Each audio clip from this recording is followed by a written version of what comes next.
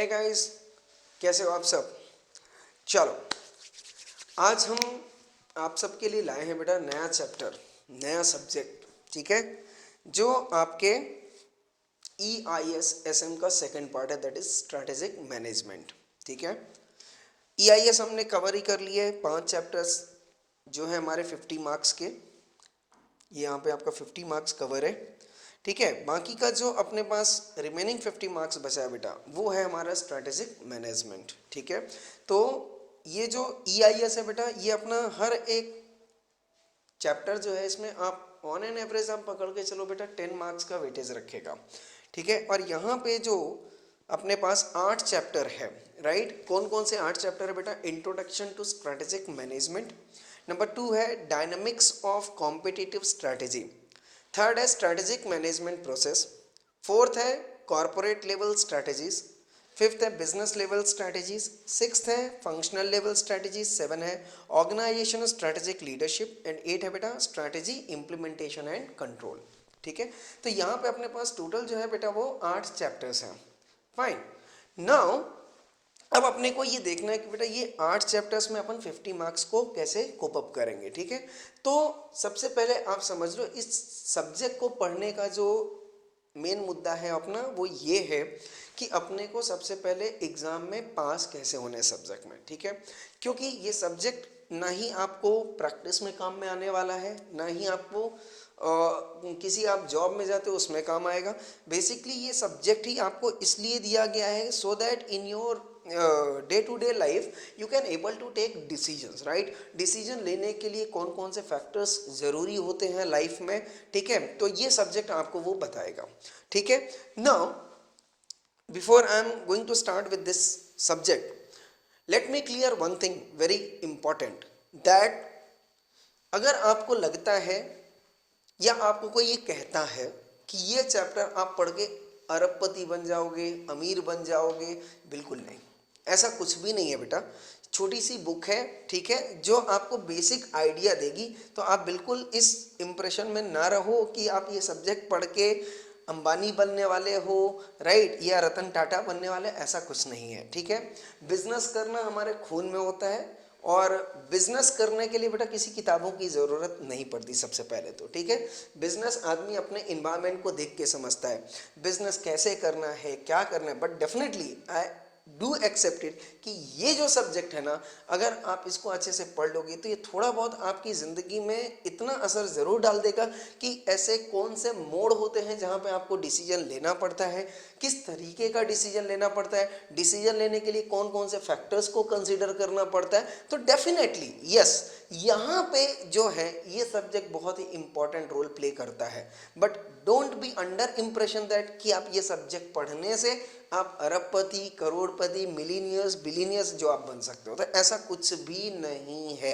ठीक है, तो सबसे पहले तो आप सब्जेक्ट को पढ़ने के पहले आप ये दिमाग में रख लो, दो चीज़ें बेसिकली आप दिमाग में रख लो कि नंबर 1, आप बिना इस सब्जेक्ट को पढ़े EIS-SM में पास नहीं हो सकते हो, राइट। तो आपको ये सब्जेक्ट पढ़ना ही पड़ेगा। नंबर 2, जब भी आप इस सब्जेक्ट को पढ़ रहे हो, ठीक है, तो आप अपने दिमाग में फिट कर लो कि बेटा अपने को ये सब्जेक्ट प्रेजेंट कैसे करना है इन आंसर फॉर्म।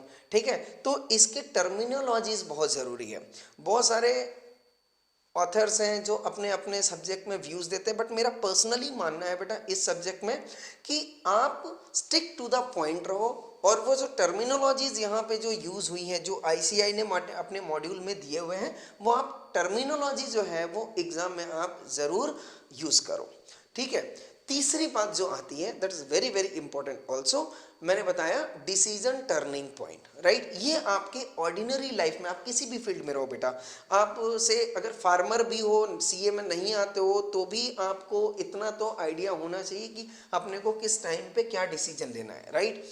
नंबर 2, ठीक है, अगर आप CA फील्ड में हो तो अगेन आपको पता होना चाहिए क्या डिसीजंस लेने हैं, कैसे डिसीजन लेने हैं। आप बिजनेसमैन हो तो भी आपको पता होना चाहिए डिसीजंस क्या क्या लेने हैं। ठीक है, तो इससे इस सब्जेक्ट में मैं मान सकता हूं कि बेसिकली जो है 40 to 50% टॉपिक ऐसे हैं जो आपको रोज़मर्रा ज़िंदगी में काम आने वाले हैं। इसका कोई भी CA से कोई रेलेवेंट नहीं है। ठीक है, इसका और जो बिजनेसमैन है या पॉलिटिक्स है या अदर जितने भी तरीके के फील्ड है उनसे इनका कोई लेना देना नहीं है। बाकी जो इसके 50% पार्ट्स हैं, राइट, मैं मान के चलता हूं कि डेफिनेटली ये आप किसी भी फील्ड में रहो, बिजनेस फील्ड में रहो, ठीक है, या पॉलिटिक्स में जाते हो, या आप प्रोफेशन में आते हो, या आप अपने किसी फैमिली बिजनेस में हो, डेफिनेटली ये सब्जेक्ट आपको बहुत ही काम में आने वाला है। ठीक है, एटलीस्ट कम से कम मैं मान के चलता हूँ बेटा, ये सब्जेक्ट आपकी सोचने की ताकत को या सोचने के तरीके को चेंज करने में आपकी मदद करेगा। ठीक है, तो चलिए इसी के साथ हम शुरुआत करते हैं बेटा इन सब्जेक्ट्स की। ठीक है, जिसका नाम है बेटा स्ट्रैटेजिक मैनेजमेंट। ओके, नाउ मैं यहां पे सबसे पहले बात करूंगा बेटा strategic management. What do you mean by strategy and what do you mean by management. ठीक है, आगे let's understand about the subject first of all. ठीक है, स्ट्रैटेजी का मतलब क्या होता है बेटा, अगर आप समझो स्ट्रैटेजी शब्द ही आया है पहली बार कोई स्ट्रैटेजी शब्द आया है बेटा हमारे कल्चर में, जिसको हम बोल सकते हैं द्वापर युग में श्री कृष्ण भगवान ने, राइट, अपनी पूरी लाइफ में जो किया उन्हें स्ट्रैटेजी किया, स्ट्रैटेजी लगाए हर जगह पे, चाहे वो युद्ध हो, चाहे वो राजनीति का क्षेत्र हो, चाहे वो प्रेम का क्षेत्र हो, हर जगह उन्हें स्ट्रैटेजी लगाई। स्ट्रैटेजी का मतलब होता है बेटा कैसे आप अपने दुश्मन को हरा सकते हो, राइट, कैसे आप अपने प्रेम को दूसरों तक पहुंचा सकते हो, कैसे आप दूसरे की प्लानिंग को नस्तो नाबूद कर सकते हो। That is something called as what strategy. Strategy मतलब प्लानिंग, एंड प्लानिंग वो प्लानिंग बेटा जो यूनिक है, जो मतलब सामने वाला नहीं सोच रहा है। आप अगर वो प्लानिंग सोच रहे हो, वो आपकी थिंकिंग है, तो मैं मानूंगा कि आप क्या कर रहे हो बेटा, स्ट्रैटेजी लगा रहे हो। और स्ट्रैटेजी अपन कब लगाते हैं बेटा, नंबर दो चीजों के लिए। नंबर वन, आपको अगर अपने आप को उठाना है, राइट, एंड नंबर टू, अगर आपको अपने दुश्मनों को गिराना है। अगर आप बिजनेस कर रहे हो या आप किसी जंग के मैदान में हो, राइट, आप कहीं पे भी रहो, दुनिया के किसी भी कोने में आप रहो, ये दो चीजें आप करते हो। नंबर वन, खुद को अपलिफ्ट करना, और जो आपके एनिमीज हैं, आपके कॉम्पिटिटर हैं, आप उनको झुकाना। तो ये जो दो मेन मुद्दे हैं, यहां पे हम स्ट्रैटेजी की बात करते हैं। ठीक है, नाउ अब ये बात आती है बेटा कि अपने को तो लड़ाई तो करनी नहीं है, राइट, इस सब्जेक्ट में लड़ाई तो बताया नहीं कि भाई फर्स्ट वर्ल्ड वॉर है, सेकंड वर्ल्ड वॉर है, थर्ड वर्ल्ड वॉर है, होने वाला है या होगा, डजंट मैटर, सिचुएशंस ऐसी बन रही हैं, बट अपनी अपनी जगह पे सारी चीजें हैं। हो सकता है हो भी ना हो, ये भी हो सकता है कि ना भी हो, राइट, तो इट डिपेंड्स अपॉन सिचुएशन। अब सोचो यहाँ पे अपने नरेंद्र मोदी जी हैं, राइट, अब सोचो उनको अपना इंडिया चलाना है, राइट, अब उनके ऊपर सोचो कितना प्रेशर होएगा। एनिमीज कंट्री का प्रेशर जो है वो अलग है, राइट, यूएसए का प्रेशर जो है अलग है। ठीक है, इंडियंस जो उस कंट्री में लोग रह रहे हैं, सिटीजन्स रह रहे हैं, उनका प्रेशर अलग होगा। मतलब उनको क्या करना है, अपने दुश्मनों को भी दबाना है, अपने जो नागरिक हैं, अपने जो लोग हैं, अपने जो देशवासी हैं, उनको भी ऊपर बढ़ाना है, बिजनेस को भी एक हाई लेवल पे पहुंचाना है, ई कॉमर्शियलाइजेशन आ रहा है उसको भी एक नया एजेंडा देना है, डिजिटल चीज़ें आ रही हैं, डिजिटल मार्केटिंग है, डिजिटल बिजनेस है, उसको भी एक्सपैंड करना है। कितनी सारी चीज़ें एक दिमाग में चल रही। अब वो बंदा अकेले तो सारी चीज़ें एग्जीक्यूट नहीं कर सकता, राइट, तो वहाँ पे जो वो बैठे हुए हैं, सुप्रीम कुर्सी पे बैठे हुए, सुप्रीम पावर जिनके पास है, प्लानिंग कहाँ से चल रही है बेटा, वहां से चल रही है, राइट, बट क्या वो सारी चीजें यहाँ पे इंप्लीमेंट कर पा रहे, नहीं कर पा रहे। तो इंप्लीमेंट करने के लिए उनको कौन चाहिए, लोग चाहिए, रिसोर्सेज चाहिए, राइट। अब इंप्लीमेंटेशन होगा तो वो चीजें क्या होंगी बेटा, एग्जीक्यूट होना शुरू होगी। तो सबसे पहले किसी चीज की क्या करते हैं अपन, प्लानिंग करते हैं, प्लानिंग से उसका इंप्लीमेंटेशन होता है और इंप्लीमेंटेशन से उसका एग्जीक्यूशन होता है।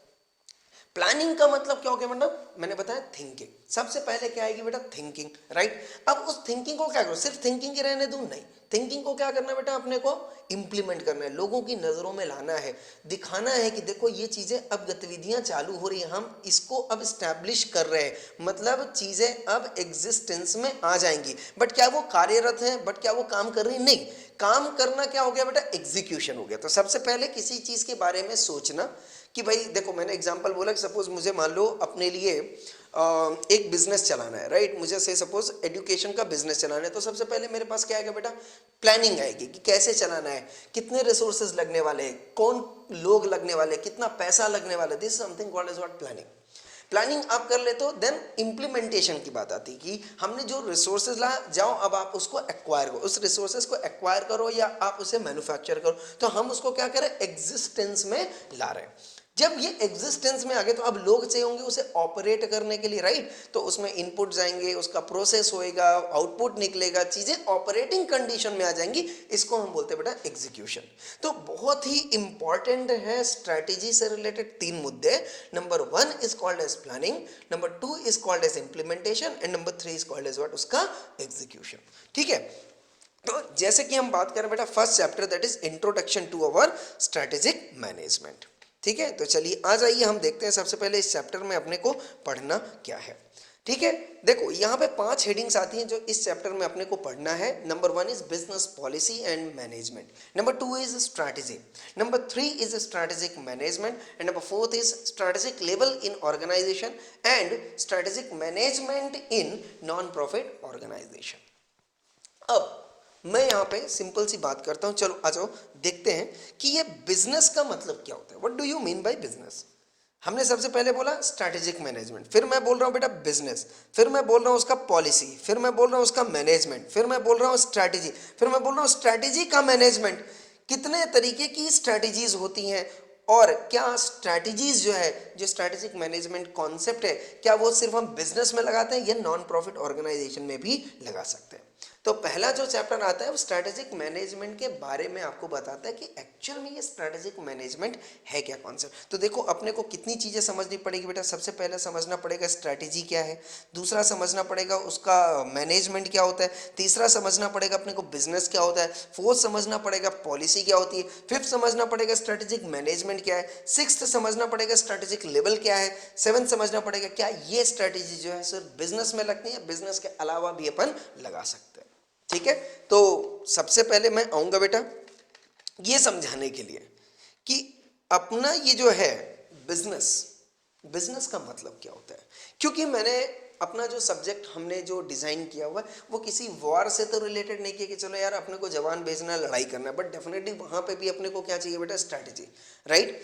तो अल्टीमेटली स्ट्रैटेजी अपने को हर जगह चाहिए। मैं बोलता हूं बेटा देश के प्राइम मिनिस्टर से लेके जो घर में किचन पे जो बहुत सारे लोग होते हैं, भाभी होती हैं, बहन होती है, माँ होती हैं, बहू होती है, ये भी आपस में क्या करते हैं बेटा, घर को चलाने के लिए स्ट्रैटेजी बनाते हैं, राइट। खाना भी बनाना है तो खाने में क्या क्या लगना है, कितना टाइम लगना है, कितना रिसोर्स लगेगा, सबसे पहले क्या बनाना है, उसके बाद क्या बनाना है, वहां पे भी क्या चाहिए, प्रॉपर स्ट्रैटेजी चाहिए, राइट। अगर आप प्रॉपर स्ट्रैटेजी नहीं बनाओगे खाना बेकार बनेगा। अगर आप प्रॉपर स्ट्रैटेजी, अगर आप डांसर हो, राइट, और अगर आप स्ट्रैटेजी नहीं लगा रहे हो प्रॉपर तरीके से कि मुझे कैसे डांस के स्टेप लेने चाहिए, तो आप अच्छे डांसर नहीं बन सकते हो।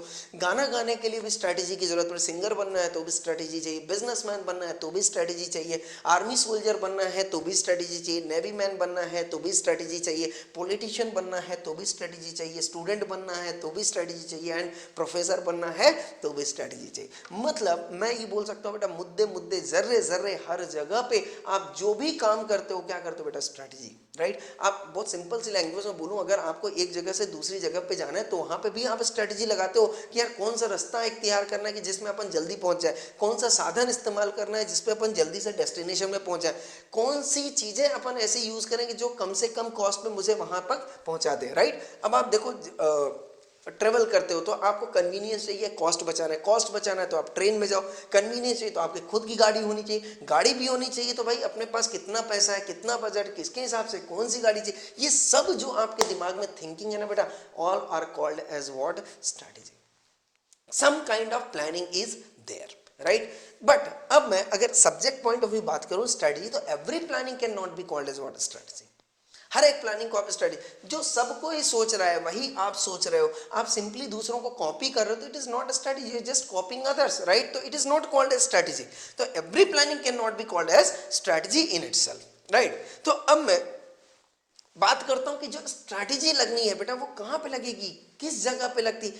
मैं बोलता हूं बेटा स्ट्रैटेजी जो है एवरीवेयर, कूचे कूचे, चप्पे चप्पे, जर्रे जर्रे पे स्ट्रैटेजी लगती है। तो ऐसे कौन कौन सी चीजें हैं, फील्ड ऑफ बिजनेस, कितने तरीके के बिजनेस हो सकते हैं जहां पे स्ट्रेटेजी लगती है। तो अब चूंकि मैं ये subject business point of view पढ़ रहा हूं, राइट, तो अपन तो सबसे पहले ये समझे कि बेटा बिजनेस कितने तरीके के होते हैं, कौन कौन से बिजनेस होते हैं, क्या बिजनेस में स्ट्रेटेजी का होना जरूरी है, अगर होना जरूरी है तो कितना इंपॉर्टेंट है, क्या बिजनेस स्ट्रेटेजी के बगैर चल सकता है या नहीं चल सकता है, ये सब कुछ अपने को समझना पड़ेगा, राइट। देखो आज आप अगर अपने इन्वायरमेंट में देखो तो बहुत तरीके के आपको बिजनेसमैन मिलेंगे, राइट। एक छोटा सा चाय वाला, राइट, जो वेंडर है, मूविंग वेंडर, वो भी बिजनेसमैन है, उसकी अपनी एक स्ट्रैटेजी है, वो घर घर पे जाके सामान बेच रहा है। और एक वो वेंडर है जो आपको अपने दुकान पे या अपने गोडाउन पे या अपने शोरूम में बुला के अपना प्रोडक्ट बेच रहा है, राइट। तो एक वो भी बिजनेस है जो घर पे जाके बेच रहा है, एक वो भी बिजनेस है जो आपको उसके शोरूम पे बुला के प्रोडक्ट बेच रहा है, एक वो भी बिजनेस है जो आप डिजिटल तरीके से बेच रहा है, जैसे जोमेटो हो गया, राइट। तो जोमेटो हो गया, स्विगी हो गया, तो ये क्या कर रहे हैं बेटा, ये अलग अलग। अब ऑर्डर, स्विगी वाला ऑर्डर कैसे लेता है बेटा, वो सॉफ्टवेयर के थ्रू ऑर्डर लेता है। डिलीवरी कैसे देता है, फिजिकल डिलीवरी देता है, राइट। बट जो मूविंग वेंडर है वो ऑर्डर भी फिजिकली लेता है, डिलीवरी भी फिजिकली देता है, बराबर है क्या। शोरूम वाला है वो आप उसी की दुकान पे जाओ, वहीं पे ऑर्डर दो, वहीं से गुड्स परचेस करो, आप निकलो। तो हर एक ने अपनी क्या की है बेटा, अलग अलग अलग अलग स्ट्रेटेजी बनाई हुई है, राइट। और हर एक का अपना क्या है बेटा, बिजनेस है। तो मैं बोलता हूं बेटा बिजनेस कितने तरीके के होते हैं। देखो एक होता है बेटा इंटरटेनमेंट इंडस्ट्री। इंटरटेन इंडस्ट्री मतलब इनका बिजनेस क्या है बेटा, आनंद, एंटरटेनमेंट, सबको खुश रखना, आनंद देना। अब आनंद देने के लिए वो क्या ले रहे हैं बेटा, कंसिडरेशन ले रहे हैं, आनंद का व्यापार है। एजुकेशन इंडस्ट्री, ना यहाँ पे जो एजुकेशन इंडस्ट्री की अगर मैं बात करूँ या एंटरटेनमेंट इंडस्ट्री की मैं बात करूँ, तो एंटरटेनमेंट इंडस्ट्री में मेरे को बताओ क्या क्या चीज़ें होनी चाहिए, क्या प्रोडक्ट होना चाहिए, बिल्कुल। तो एंटरटेनमेंट में इंडस्ट्री में आप बताओ कौन सा प्रोडक्ट बेचते हो बेटा, आनंद, खुशी, enjoyment, this is a product, ये उनका प्रोडक्ट है। अब ये बेचना है उनको, तो अब उनको स्ट्रेटेजी लगानी पड़ेगी, कैसे प्रोडक्ट को अपन बेचे, कैसे अपन अपना प्रोडक्ट को क्वालिटी बनाए, प्रोडक्ट की प्राइस क्या होनी चाहिए, मेरा ऑडियंस कौन होगा, राइट। डांसर्स हैं तो डांसर्स के ऑडियंस अलग है, उनकी स्ट्रेटजीज अलग है, उनके टीचर्स अलग है, मास्टर्स अलग है, उनका प्लेटफॉर्म अलग है, राइट। डांस इंडिया डांस उनका प्लेटफॉर्म हो गया।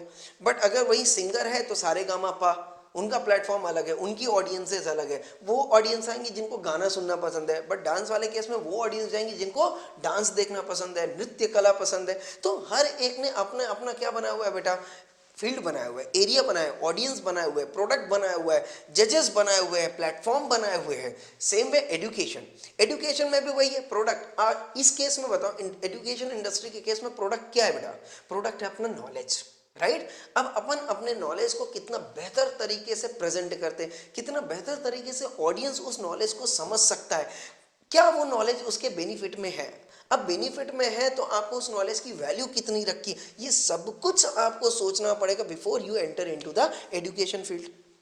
तीसरा आता है प्रोडक्ट इंडस्ट्री। यहाँ पे प्रोडक्ट इंडस्ट्री की अगर मैं बात करूँ तो यहाँ पे लोग कौन कौन आएंगे बेटा, मैन्युफैक्चरर आएगा, होलसेलर आएगा, रिटेलर आएगा। बताओ जरा यहाँ पे लोग बदल गए कि नहीं बदल गए, बिल्कुल। बिजनेस का फील्ड बदला, बिजनेस का एरिया बदला, लोग बदल गए।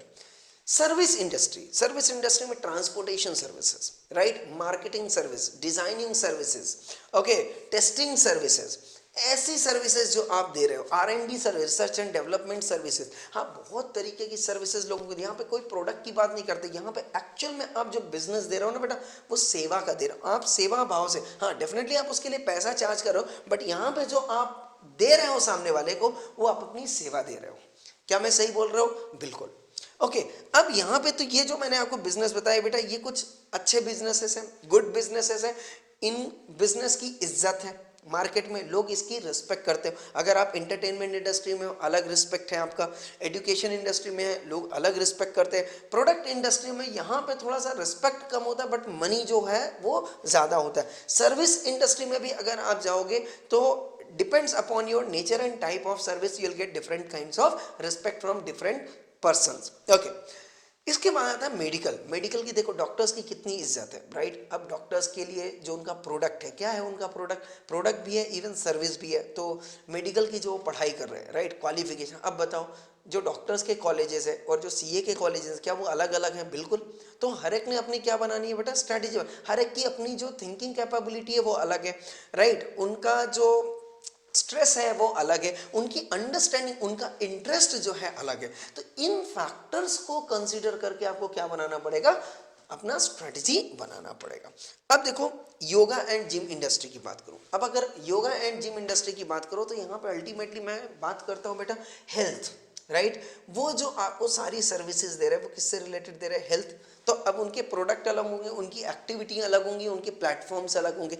इसी तरीके से पॉल्यूशन कंट्रोल इंडस्ट्री, अब ये अलग इंडस्ट्री होगी। पॉल्यूशन कंट्रोल इंडस्ट्री क्या है बेटा, अब पॉल्यूशन कंट्रोल इंडस्ट्री अगर आपको चलानी है, राइट, से सपोज पेस्टिसाइड्स वगैरह आपको प्रोडक्ट यूज़ करने हैं, क्या हटाने के लिए बेटा, अपने इन्वायरमेंट को, लोगों के घर को, लोगों के बंगलोज को क्लीन रखना है। तो ये अब आपका बिजनेस है। तो अब ये बिजनेस है तो बताओ ज़रा फटाफट से, आपके जो प्रोडक्ट होंगे क्या वो अलग हो जाएंगे, बिल्कुल। क्या आपके कस्टमर अलग हो जाएंगे, बिल्कुल। अब यहाँ पे नॉलेज वाला कस्टमर नहीं आएगा आपका, तो यहाँ पे जो आपको करना पड़ेगा ना, सारी चीज़ें अलग करनी पड़ेगी, राइट। बट अब मेरे को आप एक बात बताओ, इतना तो समझ में आ गया आपको कि बिजनेस के हिसाब से स्ट्रैटेजीज अलग होती है, राइट। बट क्या बिजनेस के करने का तरीका सबका सेम है क्या, नहीं।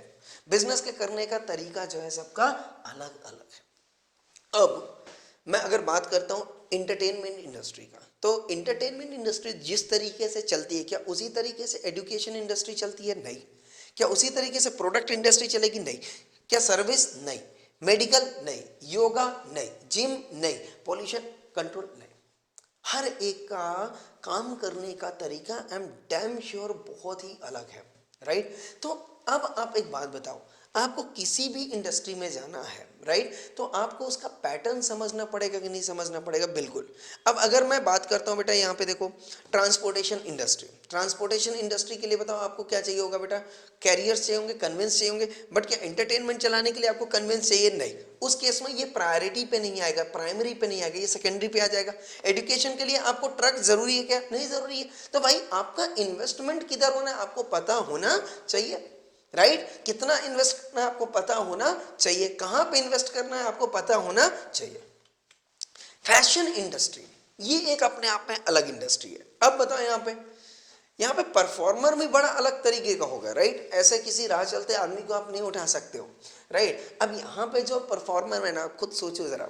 अब बताओ यहाँ का जो परफॉर्मर है, क्या सीए वाला बंदा होगा, वो जो 8 घंटे 10 घंटे 12 घंटे जो किताबों में लगा, वो फैशन क्या करेगा, उसको तो फैशन का ऐप भी नहीं पता होएगा, राइट। जो ट्रांसपोर्ट फील्ड में होगा वो फैशन क्या समझेगा, जो मेडिकल फील्ड में फैशन क्या। तो इसके लिए जो कैंडिडेट्स है, राइट, उनकी नॉलेज अलग है, उनके कोचिंग सेंटर्स अलग हैं, उनका बॉडी बिल्डिंग जो क्या बोलते हैं उसका अपीयरेंस जो उनका है, राइट, उनका अलग है।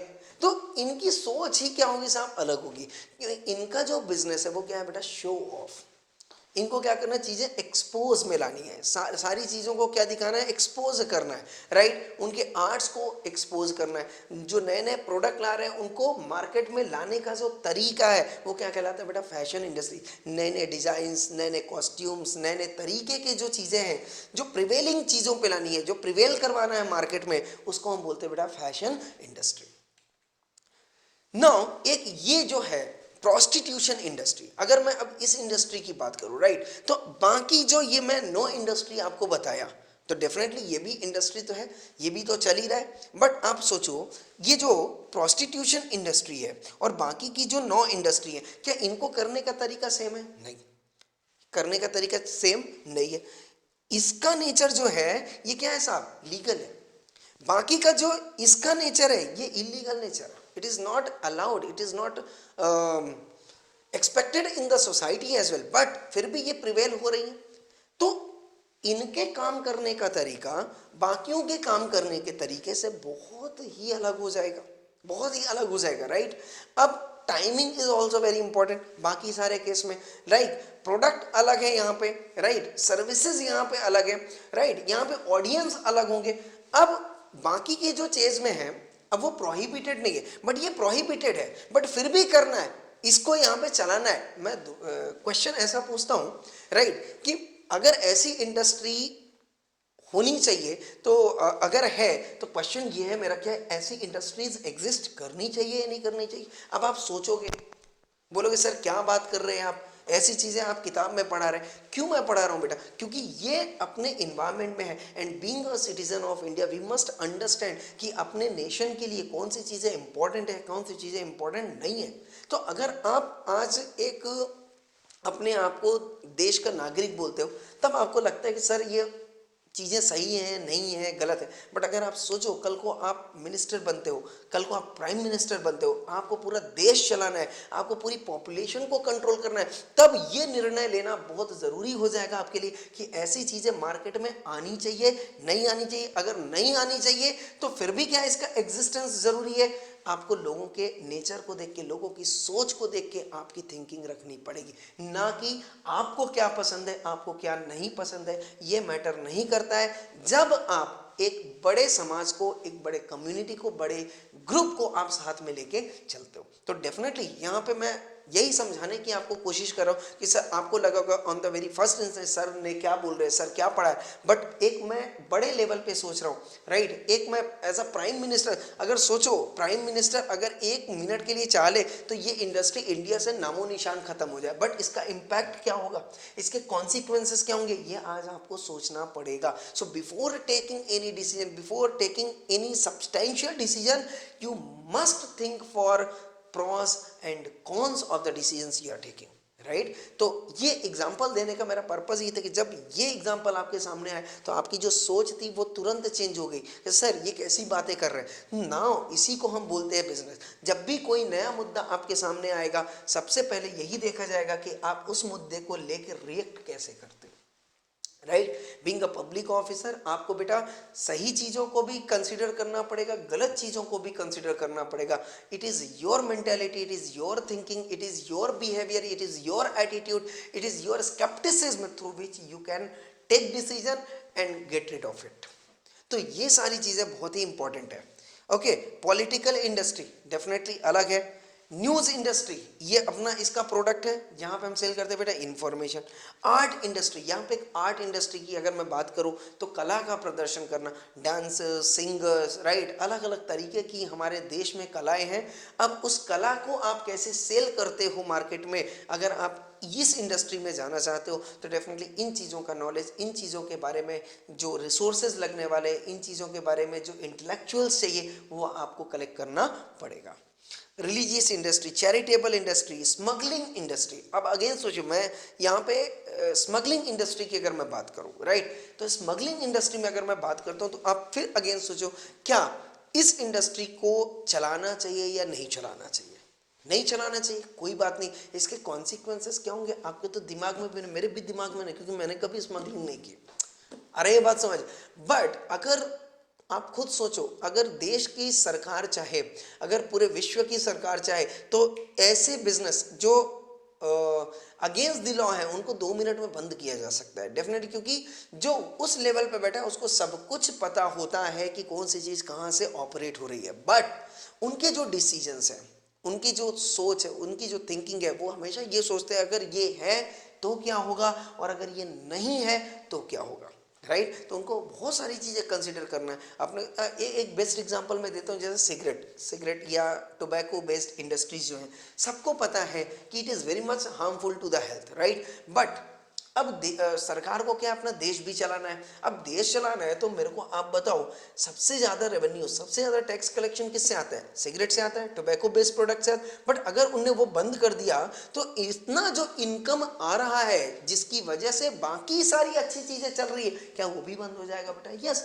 तो अब आपके लिए डिसीजन का मुद्दा हो जाता है कि मैं जो नशा करने वाले हैं उनको भगाऊं या मैं उनको इजाजत दूं कि आप नशा करो, बट मैं वहां पे सेपरेट बोल दूं कि smoking is very much injurious to health. ये आपका डिसीजन है, आपको स्मोक करना है या नहीं करना है। आ रहा है बात समझ? अब आप ना भी करो उसके लिए सरकार ने टैक्स भी बहुत ज्यादा बढ़ा दिया, ड्यूटी उस पर बहुत ज्यादा बढ़ा दी, एक्साइज उसमें बढ़ा दिया, जीएसटी बढ़ा, सब कुछ उसमें बढ़ा दिया।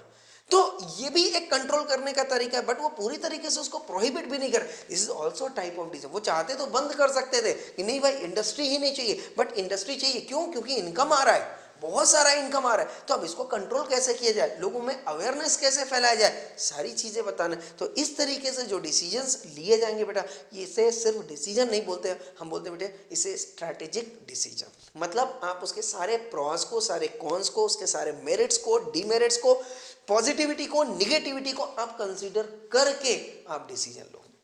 आप सिर्फ ये सोच के डिसीजन मत लो कि मेरे हिसाब से ये सही है या मेरे हिसाब से गलत है। बेटा दुनिया किसी एक इंडिविजुअल व्यक्ति के हिसाब से नहीं चलती, दुनिया के चलने का जो तरीका है वो समय के हिसाब से होता है। लोगों की सोच बदलती है तो नज़ारे बदल जाते हैं, और नज़ारे बदलते हैं तो नज़रिए बदल जाते हैं। तो इन चीज़ों को अपने को दिमाग में रख के बहुत शांति तरीके से अपन वो डिसीजन ले। अगर हम प्राइम मिनिस्टर है तो अपन वो डिसीजन ले जो इंडिया के बेनिफिट में हो। मैं ना ही वहाँ पे इंडिविजुअल को कंसीडर करूंगा, ना ही मैं वहाँ पे कम्युनिटी को कंसीडर करूंगा, ना ही मैं किसी ग्रुप को कंसीडर करूंगा। मैं वो डिसीजन लूंगा जो इंडिया के बेनिफिट के लिए होगा, इंडिया के कंस्ट्रक्शंस के लिए होगा। बिल्कुल yes. Underworld industry, terrorism industry ना, एक ये भी इंडस्ट्री आती है। अब बताओ इतना टेररिज्म फैला हुआ है, राइट, टेरर फैला हुआ है, लोग आतंक पे आतंक मचाए जा रहे हैं, कोई तो ऑपरेट करता होगा, लोग होंगे इन्वॉल्व, उसके रिसोर्सेज, उनका चैनल, उनका सोर्स, राइट, उनका कनेक्शन, उनका नेटवर्क, ये जिसने भी बनाया है क्या उसने स्ट्रेटेजी लगाई है? बिल्कुल लगाई है। उसने अपने काम करने का तरीका जो है वो बनाया। अगर वो तरीका नहीं बनाया होता तो टेररिज्म भी अपने दुनिया में सक्सेस नहीं होता। तो अगर टेररिज्म को भी सक्सेस बनाना है तो आपको स्ट्रेटेजी बनानी पड़े, और मुझे टेररिज्म को खत्म करना है तो भी मुझे स्ट्रेटेजी बनानी पड़ेगी। आप आंख बंद करके किसी भी तरीके से कोई भी एक्शन नहीं ले सकते हो। ओके, एक ये इंडस्ट्री मेरे दिमाग में आई बेटा, बेगर, भीख मांगने वाली इंडस्ट्री। आप देखते हो यहाँ पे लोग होते हैं, राइट, आपको लगता होगा आप रास्ते पे चलते हो, लोग आपसे भीख मांगते हैं, छोटे छोटे बच्चे हैं, औरतें हैं, अपने बच्चों को गोदी में लिए रहती है और बोलती हैं कि दे दो, राइट। अब आप सोचो कितने लोगों को दया आती होगी उनके ऊपर, राइट। बट आपने कभी ये सोचा बेटा जो आप पैसा उनको देते हो वो पैसा जाता कहाँ है? वो किस पर्पस के लिए वो पैसा यूज होता है? किन लोगों के पास वो पैसा जाता है? उस पैसे से वो क्या करते हैं? तो एक छोटा सा आपको डिसीजन लेना है कि आपको किसी को, सामने वाले को भीख देना है या नहीं देना, पैसा देना है या नहीं देना। तो भी आपको इतनी सोच रखनी पड़ेगी कि सामने वाला उस पैसे का करेगा क्या, क्या वो पैसा यूटिलाइजेशन में आएगा या उसका मिस यूटिलाइज होगा, वो सामने वाला बंदा जो बच्चे को आप पैसा दे रहे क्या वो पैसा उसके पास रहेगा, या कोई है जो उनको फोर्सफुली इन कामों में लगाया हुआ है। ये सारी चीजें आपको सोचना पड़ेगा एक छोटा सा डिसीजन लेने के लिए कि मैं उसको वो पैसा दूं या नहीं दूं, राइट। तो ये बहुत सारी चीजें हैं बेटा जो आपको सोचनी पड़ेगी। और अगर आप इतनी सारी चीजों को, इतने सारे फैक्टर्स को अगर आप दिमाग में रख के डिसीजंस लोगे तो आई एम डैम श्योर आपका जो डिसीजन है बेटा वो फ्रूटफुल होगा। तो ये सब्जेक्ट आपको सिर्फ इतना ही बताएगा कि आपका डिसीजन लेने के जो तरीके हैं, राइट, वो कैसे होने चाहिए, राइट। फिर आप अमीर बनना है, मिलीनियर्स बनने हैं, बिलीनियर्स बनने हैं, वो बेटा आपके ऊपर है कि आपकी सोच, आपकी क्षमता, आपकी ताकत, आपके रिसोर्सेस, आप उनको कैसे यूटिलाइज कर पाते हो। It is up to you. But definitely ये आपको नॉलेज देगा कि आपको सारी चीज़ों और कैसे एक्ट करना चाहिए किसी पर्टिकुलर ऑब्जेक्ट को अचीव करने के लिए। तो this is kind of what business. अब देखो इसी बिजनेस, इतने सारे बिजनेस, मैंने 20 बिजनेस के एग्जांपल्स आपके सामने रखे हुए।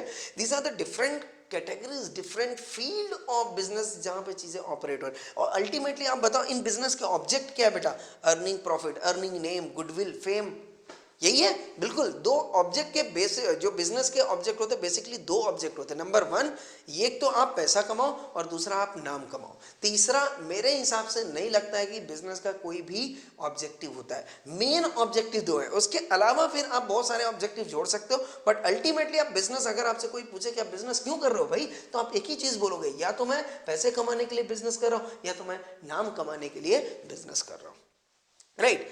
अब मैंने जो दूसरी बात बोली बेटा, that is called as what, इस बिजनेस को करने का तरीका कैसा होना चाहिए। तो डेफिनेटली अपने को क्या आना पड़ेगा बेटा, ये सारी चीजें मैंने आपको बता दी।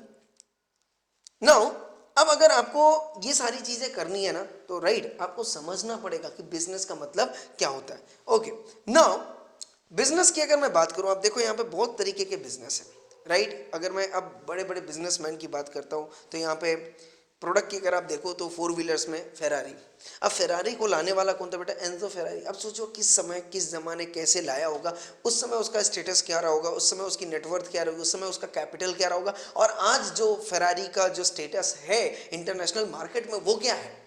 अब उसने वो छोटे से प्रोडक्ट को आज यहां तक इंटरनेशनल मार्केट तक फैला दिया, उसने क्या किया होगा, क्या किया होगा उसने। अगर आप समझो एग्जीक्यूशन वगैरह तो बाद में बात की बातें हैं, उसकी प्लानिंग। तो जो बिजनेस है बेटा, business is nothing but an idea. Business क्या है बेटा? एक आइडिया है। अगर देखो यहां पे ये रहा, unique idea is a business. यहां पे रतन टाटा जी ने बोला है कि सिर्फ एक नई सोच पैदा करना अपने आप में एक व्यवसाय है। आप वही चीज करोगे जो सब लोग कर रहे, इट्स ऑफ नो यूज। आपको देखो, जैसे एक एग्जांपल लो, ऑलरेडी मार्केट टेक्सटाइल का सैचुरेटेड है। टेक्सटाइल मार्केट अगर सैचुरेटेड है, ऑलरेडी 500 लोग वहां पे इन्वॉल्व है 50 साल से जो साड़ीज मैन्युफैक्चर कर रहे हैं। अब आप एज अ न्यू बिजनेसमैन आप वहां पे जाते हो और साड़ी की ही फैक्ट्री लगाते हो, तो सोचो जो लोग वहां पे 50 साल से साड़ी मैन्युफैक्चर कर रहे हैं, क्या उनने ऑलरेडी मार्केट कैप्चर किया हुआ है? यस। और आपको उस मार्केट में अपना अगर नाम बनाना है तो आपको कितना टाइम लगेगा बेटा, कितना रिसोर्सेज यूज करना पड़ेगा, और डेफिनेटली तब भी आप वहां पे नाम नहीं बना पाओगे। क्यों? इतना रिसोर्स बर्बाद करने के बावजूद भी, क्योंकि ऑलरेडी लोगों ने अपने मार्केट कैप्चर किए हुए। तो किसी के स्ट्रेंथ से या किसी की गुडविल से लड़ना बेकार है। बेहतर है आप इस कॉम्पिटिटिव मार्केट में ऐसी चीज बनाओ जो फ्यूचर के लिए हो, राइट? जिस प्रोडक्ट का आज भी मार्केट में कोई भी सप्लायर एग्जिस्ट ना करता हो। देखो, जब सब लोग शोरूम बना रहे थे तब सॉफ्टवेयर आए, राइट? तो लोगों ने अपना दिमाग लगाया कि अगर ये चीजें शोरूम यहाँ पे है तो वर्चुअल दुनिया में शोरूम क्यों नहीं बनाया जा सकता। वेबसाइट बनाएगी, एप्स बनाएंगे। OYO room, right? OYO room देखो आया। ओयो रूम एक नई टेक्नोलॉजी लेके आए, नई चीज लेके आए कि भाई आपको अब होटल ढूंढने की जरूरत नहीं, आप तो बस यहाँ पे जाओ, सर्च करो, पूरा होटल का लिस्ट आ जाएगा और होटल आपको इजीली मिल जाएगा। तो लोग अब कहाँ पे शिफ्ट हो गए? ओयो रूम पे शिफ्ट हो गए। तो अपने को ये देखना पड़ेगा कि नए प्रोडक्ट, नई चीजें, नई अपॉर्चुनिटीज आप कहाँ से कवर अप कर रहे हो। तो नई अपॉर्चुनिटी को समझना, मार्केट को समझना is a very important factor to run a good business. Okay, now यहां पे मैं बात करूंगा बेटा बिजनेस एंड ओनर की। तो यहां पे प्रोडक्ट अगर फेरारी था तो एनजो फेरारी ने ये बिजनेस लाया। सॉफ्टवेयर है तो सॉफ्टवेयर में बहुत सारे लोग जुड़े हुए, इन्फोसिस है, विप्रो है, टेक महिंद्रा है।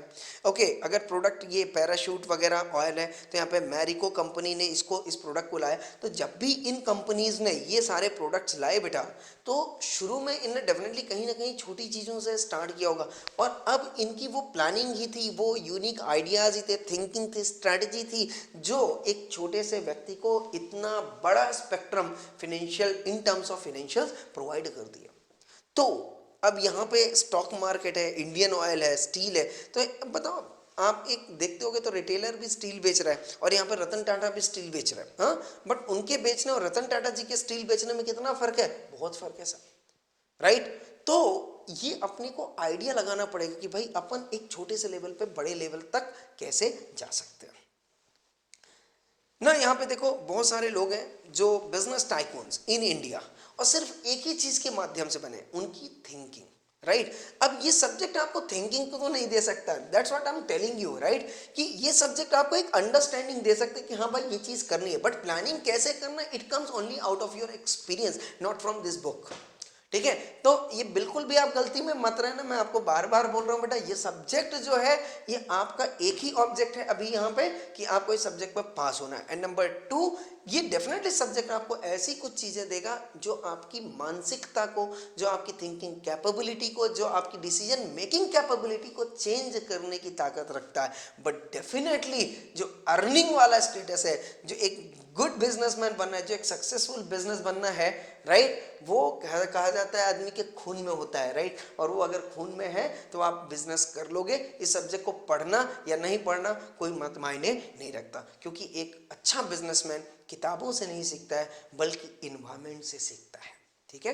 तो इस सब्जेक्ट को आप बेसिकली दिमाग में दो ही चीजों के लिए रखना बेटा, नंबर 1 कि आपको एग्जाम में पास होना है, ठीक है, एंड नंबर 2 कि आपको जो है एक डिसीजन लेने के लिए कौन कौन से फैक्टर की जरूरत पड़ती है, ये बिल्कुल आपको ये सब्जेक्ट बताएगा, ये गारंटेड है।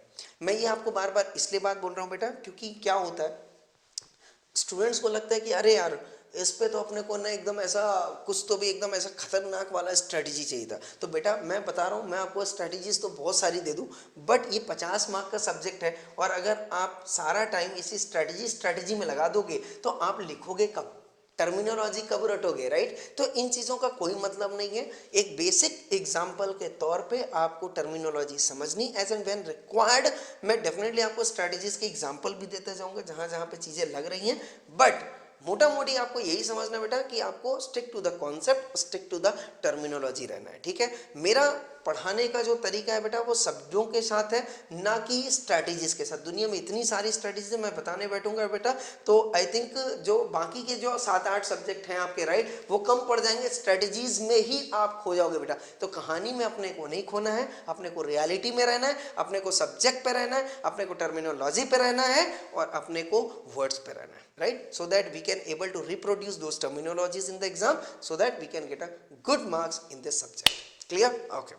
So तो यहाँ पे मैंने बताया कि बहुत सारे लोग हैं जो धुरंधर एकदम एकदम फाड़ के भाई साहब कैपिटल अनाप शनाप रखा हुआ है इनके पास, बट शुरू से नहीं था। इन्हें डेफिनेटली क्या लाया बेटा, यूनिक थिंकिंग, किस टाइम पे क्या टर्न करना है, किस टाइम पे कौन सा नया बिजनेस लाना है, किस टाइम पे कौन से बिजनेस को बंद करना है, किस टाइम पे बिजनेस को एक्सपैंड करना है। ये सारी जो थिंकिंग थी इनने सही टाइम पे, सही मायने में, सही क्वांटिटी पे, सही थिंकिंग के साथ किया, तो आज ये सक्सेसफुल है। ओके नाउ, जिसमें पहला नाम आता है बेटा अजीम प्रेम जी का। अजीम प्रेम जी कौन है बेटा, चेयरमैन ऑफ विप्रो लिमिटेड से। देखो विप्रो लिमिटेड कंपनी साहब अनाप शनाप कंपनी है साहब। कुमार मंगलम कौन है बेटा, chairman of Aditya Birla group. Okay, Pallonji Mistry, Indian construction, बेताज बादशाह साहब, इनको तो आप सब जानते हो, धीरू भाई अंबानी, राइट, रिलायंस इंडस्ट्रीज के ओनर है, को फाउंडर हैं, ओके, फाउंडर मेंबर हैं। मुकेश अंबानी उनके बेटे, chairman of Reliance industries. Anil Ambani again दूसरे बेटे, chairman of Reliance industries. Naveen Jindal, right, ये स्टील एंड पावर लिमिटेड में इंगेज हैं, अपने आप को काफ़ी नाम, अच्छा पद, राइट, एक अच्छी पोस्ट के साथ अपने को एक अच्छी कैपेबिलिटी, एक अच्छे स्तर पे ये जो है अपना बिजनेस कर रहे हैं। देन इसके बाद आता है राजन रहेजा, एक्साइड बैटरी, आपने नाम सुना होगा, Hathway TV cable and broadband services provider. तो इंटरनेट की दुनिया में, एक्साइड बैटरी की दुनिया में इनका काफ़ी अच्छा नाम है। रतन टाटा, ये जो है ये मशहूर बिजनेसमैन है। आप देखो जो ट्रक वगैरह हैं, जो हैवी व्हीकल्स हैं, राइट, तो बेसिकली या तो अशोक लेलैंड या तो टाटा के नाम पे हैं। तो he is one of the great हस्ती, राइट, मैं बोल सकता हूँ इनको, जो टाटा मोटर्स एंड स्टील के फील्ड में ये बेताज बादशाह हैं। Okay, Aditya Vikram Birla, textile, petrochemicals, telecommunication line में इनका काफ़ी नाम है। इंदु जैन, ये मैडम है chairman of Bennett Coleman and company which owns Times of India. तो ये टाइम्स ऑफ इंडिया जो न्यूज़पेपर वगैरह आ रहे हैं, तो इनकी ये चेयरमैन है। ओके, और ये कौन है हमारे, राहुल बजाज है, चेयरमैन ऑफ बजाज ग्रुप। तो ये जो इतनी बड़ी बड़ी हस्तियां हैं बेटा, इतना जो पैसा इनने कमाया है, कैसे कमाया है, सिर्फ एक चीज़ पे, यूनिक थिंकिंग। और सिर्फ थिंकिंग करना ही सफिशिएंट नहीं है, उसका इम्प्लीमेंटेशन होना बहुत ज़रूरी है, और उसके बाद उसका एग्जीक्यूशन होना बहुत ज़रूरी है, राइट। तो बहुत सारी चीज़ें साहब जो अपने को तो दिमाग एकदम फट जाए, नस फट जाए, बट बेटा ये चीज़ ना मैं आपको बता रहा हूँ, मैं बहुत कम शब्दों में नहीं बता सकता हूँ। इसके लिए तो आपको उतरना ही पड़ेगा, एक एक्सपीरियंस आपको गेन करना ही पड़ेगा, राइट। तो क्योंकि इनमें से तो मैं शायद पर्सनली किसी के टच में भी नहीं हूँ, तो इनने क्या थिंकिंग ली, इनने कौन सी लाइफ जी है, ये मुझे भी नहीं पता है, बट इतना मेरे को ज़रूर पता है जो मैं आपके साथ शेयर करूँगा कि ये जो लोग हैं भाई साहब, इनकी जो थिंकिंग है ये आउटस्टैंडिंग है, मार्वलस थिंकिंग, एकदम सुपर से ऊपर। जहाँ पे एक आम आदमी की सोच खत्म होती है साहब, इनकी वहाँ से सोच शुरू होती है। ओके, नाउ करंट पोजीशन, ये सब यहाँ पे मुकेश अंबानी का अगर आप देखो तो जब ये शुरुआत हुई थी और आज के डेट में देखो तो जो इनके वेल्थ में इंक्रीमेंट हुआ 37% हुआ है, और आज इनका जो नेटवर्थ है बेटा 1.6 लाख करोड़ रुपीज़ है। दिलीप सांघवी जी चेयरमैन ऑफ सन फार्मा, 43% से इनका स्केल राइज हुआ, 1.2 लैक्स 29 लैक्स करोड़ तक गया। लक्ष्मी मित्तल है चेयरमैन, आर्सेलर मित्तल, 4% से इंक्रीमेंट, 97,000 करोड़ की प्रॉपर्टी इनका वेल्थ है। आजिम प्रेम जी जो अभी मैंने बताया विप्रो के चेयरमैन है, 12% से इनने अपना वेल्थ इंक्रीज किया, 86,000 करोड़ का इनका कैपिटल है। शिव नादार चेयरमैन HCL, 41.78,000 करोड़ का। SP हिंदुजा 72,000 करोड़।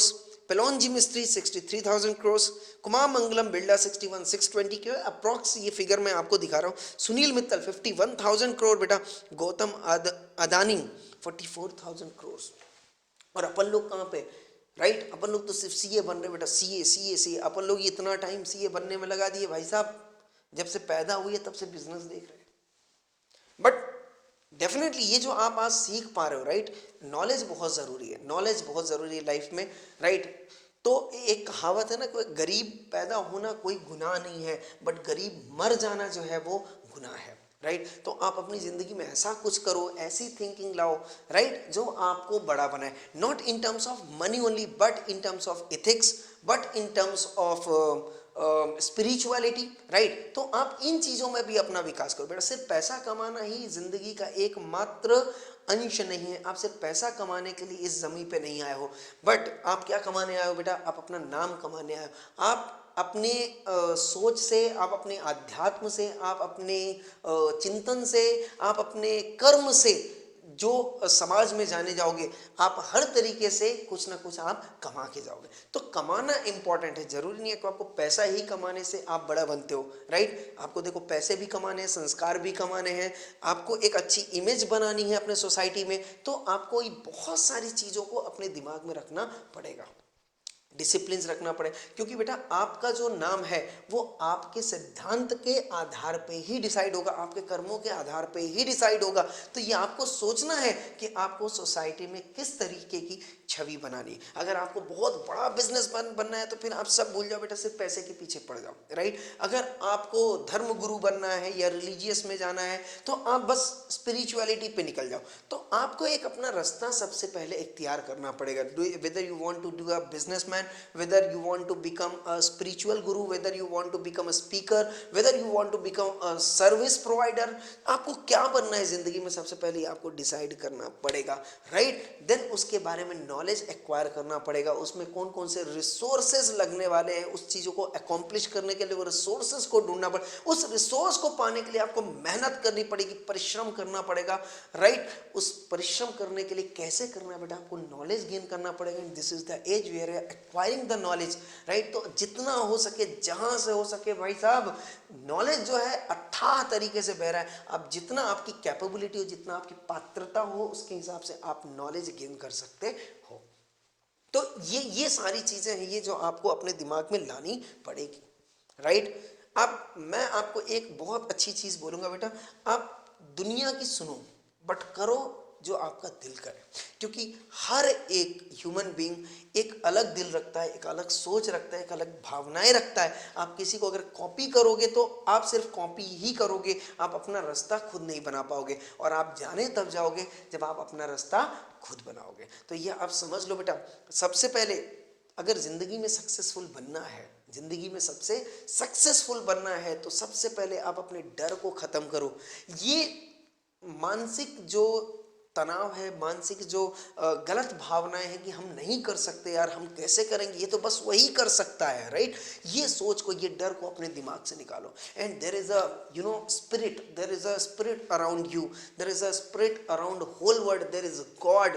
आप उनके साथ हमेशा प्रे करो, पॉजिटिव एनर्जी में बैठो कि नहीं, आई कैन डू दैट। सो आप उनसे मांगो जो आपको देने वाले हैं, राइट। हर एक की लाइफ में कोई ना कोई ऐसा सुप्रीम हीरो या सुप्रीम आइडल, सुप्रीम एनर्जी होता है जहाँ पे आप अपनी भावनाओं को रखते हो। आप उनसे मांगो, राइट। आप उनसे प्रे करो, राइट, कि भाई मुझे आप कैपेबल। मैं ये नहीं बोल रहा कि आप उनसे पैसे मांगो, पैसे नहीं मिलेंगे। आप उनसे मांगो कि आपको साहस दे, आपको ताकत दे, आपको नॉलेज दे, आपकी पात्रता, आपकी कैपेबिलिटी एकदम बढ़ जाए साहब, एकदम खतरनाक तरीके से हो। आप में इतना अंदर पॉजिटिविटी हो, इतना उत्साह हो कि दुनिया की आप कोई भी चीज़ अपने इन दो हाथों से और दो पैरों से कर सको। जब भी आप मुंह से आवाज़ निकालो तो लोगों को लगे कि क्या बोला है। बट ये पॉसिबल तब है बेटा जब आपने अपनी मेहनत आज करनी है, ठीक है, तो चलिए आइए इसी के साथ आगे चलते हैं बेटा। How this tycoons are different, ये मैंने आपको बताया, definitely unique thinking, right. Answer is strategy, strategy and only strategy. Now the very important to understand, right, कि बिजनेस क्या है, जो मैंने आपको बता दिया कि बिजनेस ये चीजें होती हैं, इस तरीके से बिजनेस होता है। बिजनेस को कमाने के लिए, बिजनेस करने के लिए दो ही चीजें चाहिए, या तो नाम चाहिए आपको या तो पैसा चाहिए। दूसरा आता है बेटा पॉलिसीज। दूसरा क्या आता है अपने पास, पॉलिसीज। अब पॉलिसी का मतलब क्या होता है, पॉलिसी देखेंगे, फिर हम देखेंगे बेटा ये मैनेजमेंट क्या होता है, फिर हम देखेंगे ये विजन क्या होता है, फिर हम देखेंगे ये मिशन क्या होता है, फिर हम देखेंगे ये स्ट्रैटेजी क्या होती है, और फिर हम देखेंगे बेटा ये स्ट्रैटेजिक मैनेजमेंट क्या होता है। क्या मैं यहाँ तक क्लियर हूँ बेटा? यस। चलिए आइए समझते हैं बेटा पॉलिसी क्या होती है, what do you mean by business policy. अगर आप कंटेंट भी अपन साथ में चलते जाते हैं। नाउ सबसे पहला आता है बेटा चैप्टर 1 है हमारे पास, इंट्रोडक्शन टू स्ट्रैटेजिक मैनेजमेंट, जहां पे हमने बात की है बेटा बिजनेस पॉलिसी। ठीक है, तो आइए आगे समझते हैं कि पॉलिसी होती क्या है। बिजनेस तो मैंने आपको बता दिया, बट बिजनेस को रन करने के लिए अपने को क्या चाहिए बेटा, एक पॉलिसी चाहिए होती है। अब ये पॉलिसी क्या होता है, तो आप देखो बिजनेस एंड इट्स इन्वायरमेंट। सबसे पहले समझते हैं कि बिजनेस तो मैंने आपको बता दिया, और इन्वायरमेंट बिजनेस का क्या होता है। ठीक है, तो अब यहां पे आप समझो, ये सपोज आपका बिजनेस है। अब बिजनेस क्या हो सकता है बेटा, और ये जो है आपका इन्वायरमेंट है। अगर आपको इस डायग्राम से ही समझता हो तो आप देखो, देयर इज अ सर्कल, है सर्कल, और उस सर्कल के अंदर जो ग्रीन एरियाज है is called as what, business. मैंने अपना व्यवसाय फैलाया हुआ है इस एरियाज में, क्या करने के लिए बेटा, इन्वायरमेंट को अपनी सर्विस देने के लिए। भाई आप कोई भी काम करते हो, मेरी बात आप समझना, तो आप हमेशा देने का काम करते हो। आप कुछ भी करोगे आप अपने लिए नहीं कर सकते हो।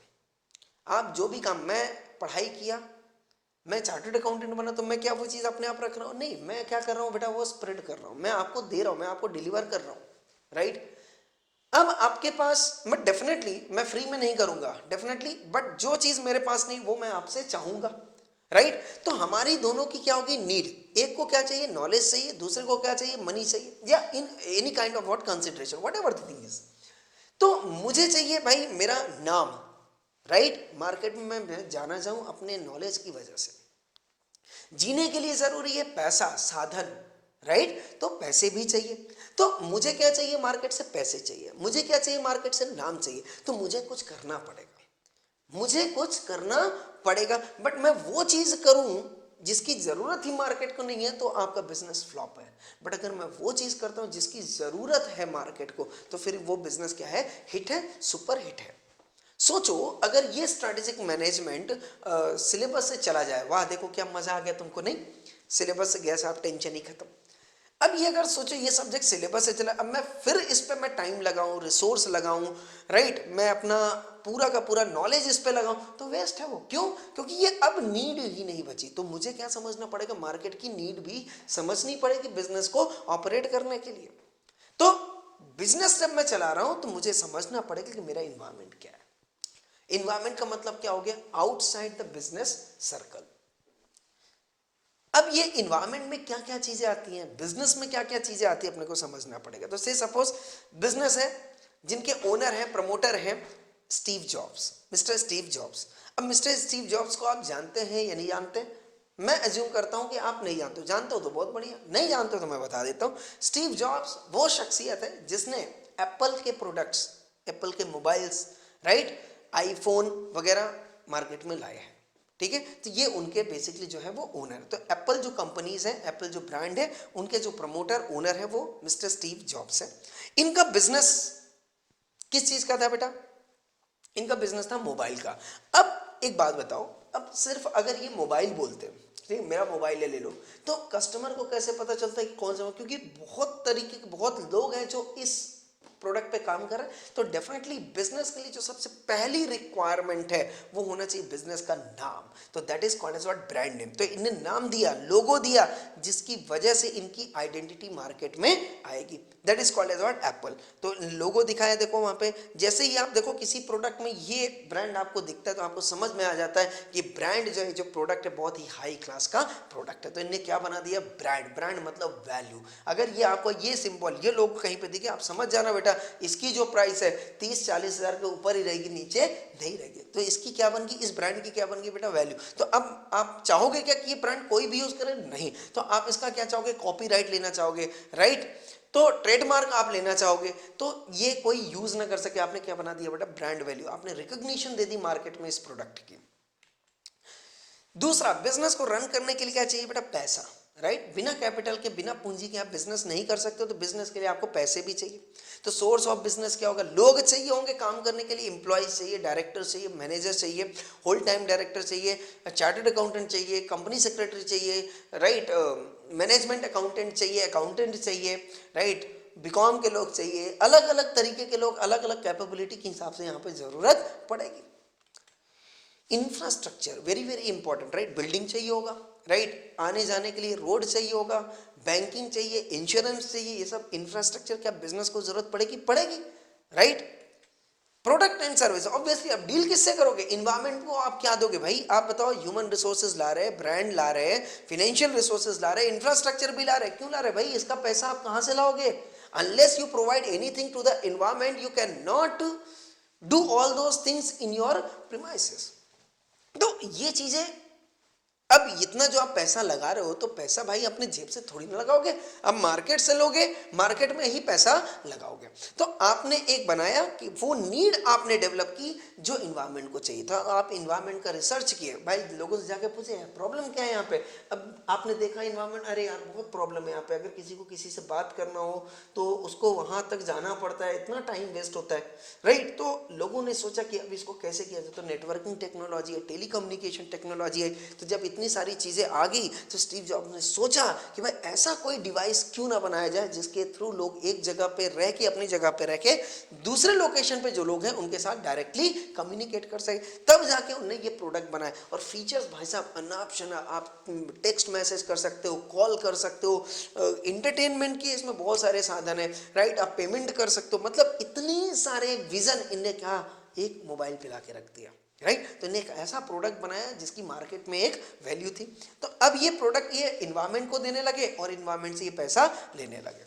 Legal compliance is very very important. आप अपना बिजनेस करोगे बेटा तो it should be according to the law होना चाहिए। अगर अकॉर्डिंग टू द लॉ नहीं है, आ रहा है बात समझ में, तो आप करोगे कोई दिक्कत, आप स्ट्रेटजी भी लगाओगे, बट अगर आप कानून के हत्थे चढ़ गए बेटा तो आप निपट जाओगे, राइट। तो आप हमेशा वो बिजनेस करो जो लीगल बिजनेस है, आप अकॉर्डिंग टू लॉ करो, जैसे कानून बोलता है आप वैसे करो। तो हो सकता है आपको थोड़ा सा प्रॉफिट कम होएगा, राइट, बट आप कंफर्टेबल जोन पे आके बिजनेस कर पाओगे, अच्छे से आप बिजनेस कर पाओगे। Strategies, policies, right. अब स्ट्रेटजीज क्यों चाहिए, पॉलिसीज क्यों चाहिए, ये अपन को डिसाइड करना, बट इसका बेसिक फंडा हमने बता दिया। अगर आप बिना स्ट्रेटजी के काम करोगे बेटा तो आप अपने अच्छे कस्टमर को खो दोगे। अगर आप स्ट्रेटजी से काम नहीं करोगे तो आपको हो सकता है रॉ मटेरियल आप जिस सप्लायर से ले रहे हो वो रॉ मटेरियल बहुत कॉस्टली मिले, क्योंकि आप स्ट्रेटजी नहीं लगा रहे, आप आर&डी ही नहीं कर रहे। आर&डी करना चाहिए, नहीं करना चाहिए स्ट्रेटजी। आर&डी किस चीज की, कि भाई देखो कौन supplier, find out the best supplier, who is the best supplier. अगर आप यही स्टेप भूल गए तो फिर आपको पता नहीं चलेगा कि भाई ये प्रोडक्ट की जो वैल्यू है, जो कॉस्ट है, क्या एक्चुअल में इतनी है, ये सामने वाला लूट रहा है मेरे को। तो हर एक छोटी छोटी स्ट्रेटजीज आपको लगानी पड़ेगी, ठीक है। पॉलिसीज लगाने पड़ेंगे आपको। अब पॉलिसीज क्या होता है हम थोड़ा सा आगे डिस्कस करेंगे आपसे। देन इसके बाद अगर आपका छोटा बिजनेस है तो एक ब्रांच पे काम चल जाएगा, एक डिपार्टमेंट पे काम चल जाएगा। बट अगर आपका मार्केट आप अपना बड़ा करना चाहते हो, इंटरनेशनल लेवल पे आप बिजनेस करना चाहते हो, तो definitely there has to be a lot of departments and lot of branches. आपको दिमाग में आता होगा बेटा ब्रांचेस और डिपार्टमेंट में क्या फर्क होता है। तो ब्रांचेस मैं बोल दूंगा बेटा new unit of a business premise, new unit. जैसे से सपोज मैंने बोला एक बिजनेस में 5 ब्रांचेस है, सॉरी 5 डिपार्टमेंट है। एक है suppose raw material inventory department, right, जो स्टॉक मेंटेन कर रहा है। दूसरा प्रोडक्शन यूनिट, तो प्रोडक्शन प्रोसेस में। तीसरा मार्केटिंग में है। फोर्थ इंटरनेट में है। फिफ्थ सेल्स में लगा हुआ है। ऐसे 5-6 डिपार्टमेंट्स हो गए। छठा डिपार्टमेंट से सपोज आपने कंप्लायंस का रखा हुआ है।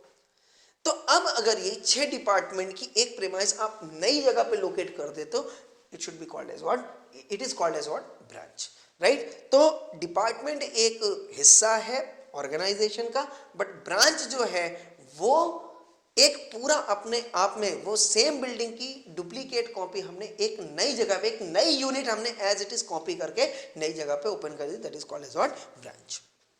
ओके, तो ये जो इतने सारे लोग अब काम कर रहे हैं यहाँ पे, राइट, ये क्या काम कर रहे हैं, पैसा ला रहे हैं, लोग काम कर रहे हैं, ब्रांडिंग हो रही है, कंप्लायंसेस चल रहे हैं, तो इतनी जो अलग अलग एक्टिविटीज ऑर्गेनाइजेशन के अंदर हो रही है, they are doing what, business. Business का मतलब क्या होगा कि ये जो इतने सारे काम चल रहे हैं बेटा, किसके लिए चल रहा है बेटा, प्रोडक्ट के लिए चल रहा है, कि आप क्या कर सको, प्रोडक्ट आप किसको दे सको बेटा, इन्वायरमेंट को, राइट। तो अब अपने को इस प्रोडक्ट का क्या करना है बेटा, बिजनेस करना है। क्या करना है बेटा, बिजनेस करना है। इस प्रोडक्ट का अपने को क्या करना है, बिजनेस करना है। बिजनेस करना है मतलब एक्सचेंज, बिजनेस करना है मतलब अपने को क्या करना है बेटा, एक्सचेंज। एक्सचेंज मतलब आप इसको प्रोडक्ट दोगे और इन रिटर्न आप इससे कुछ ले लोगे। बट ये एक्सचेंज करना तभी पॉसिबल है बेटा जब आपके पास ह्यूमन रिसोर्स है, ब्रांड नेम है, फाइनेंशियल रिसोर्सेज है, ब्रांचेस हैं, डिपार्टमेंट्स हैं, स्ट्रेटजीज हैं, इंफ्रास्ट्रक्चर है, राइट। तो ये जो सर्कल के अंदर है, ये पूरा क्या है बेटा, ऑर्गेनाइजेशन है जो कि क्या कर रहा है, प्रोडक्ट एंड सर्विसेज को डेवलप कर रहा है और जिसका वो इन्वायरमेंट के साथ क्या कर रहा है बेटा, बिजनेस कर रहा है।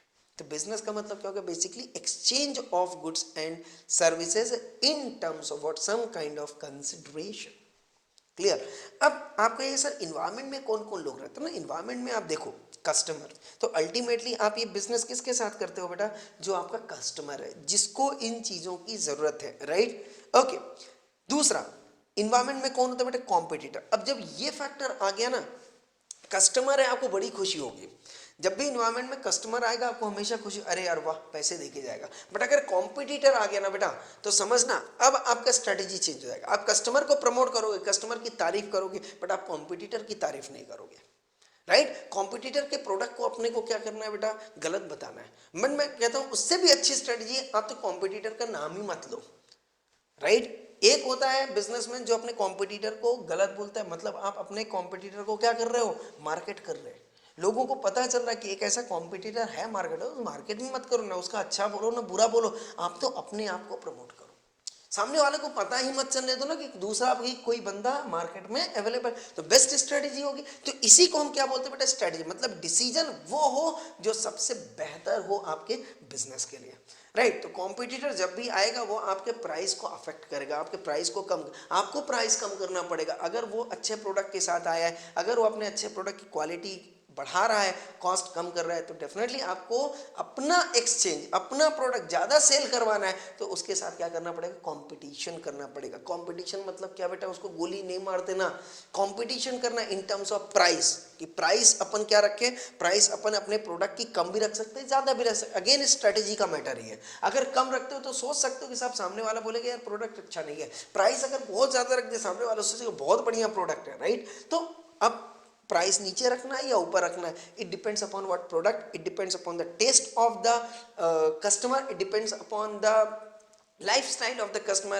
it also depends upon the national income earned by each and every customer. तो आपको ये सोचना पड़ेगा, depends upon what environment to environment, depends upon what factor to factor. Okay, next point आता है बेटा सप्लायर।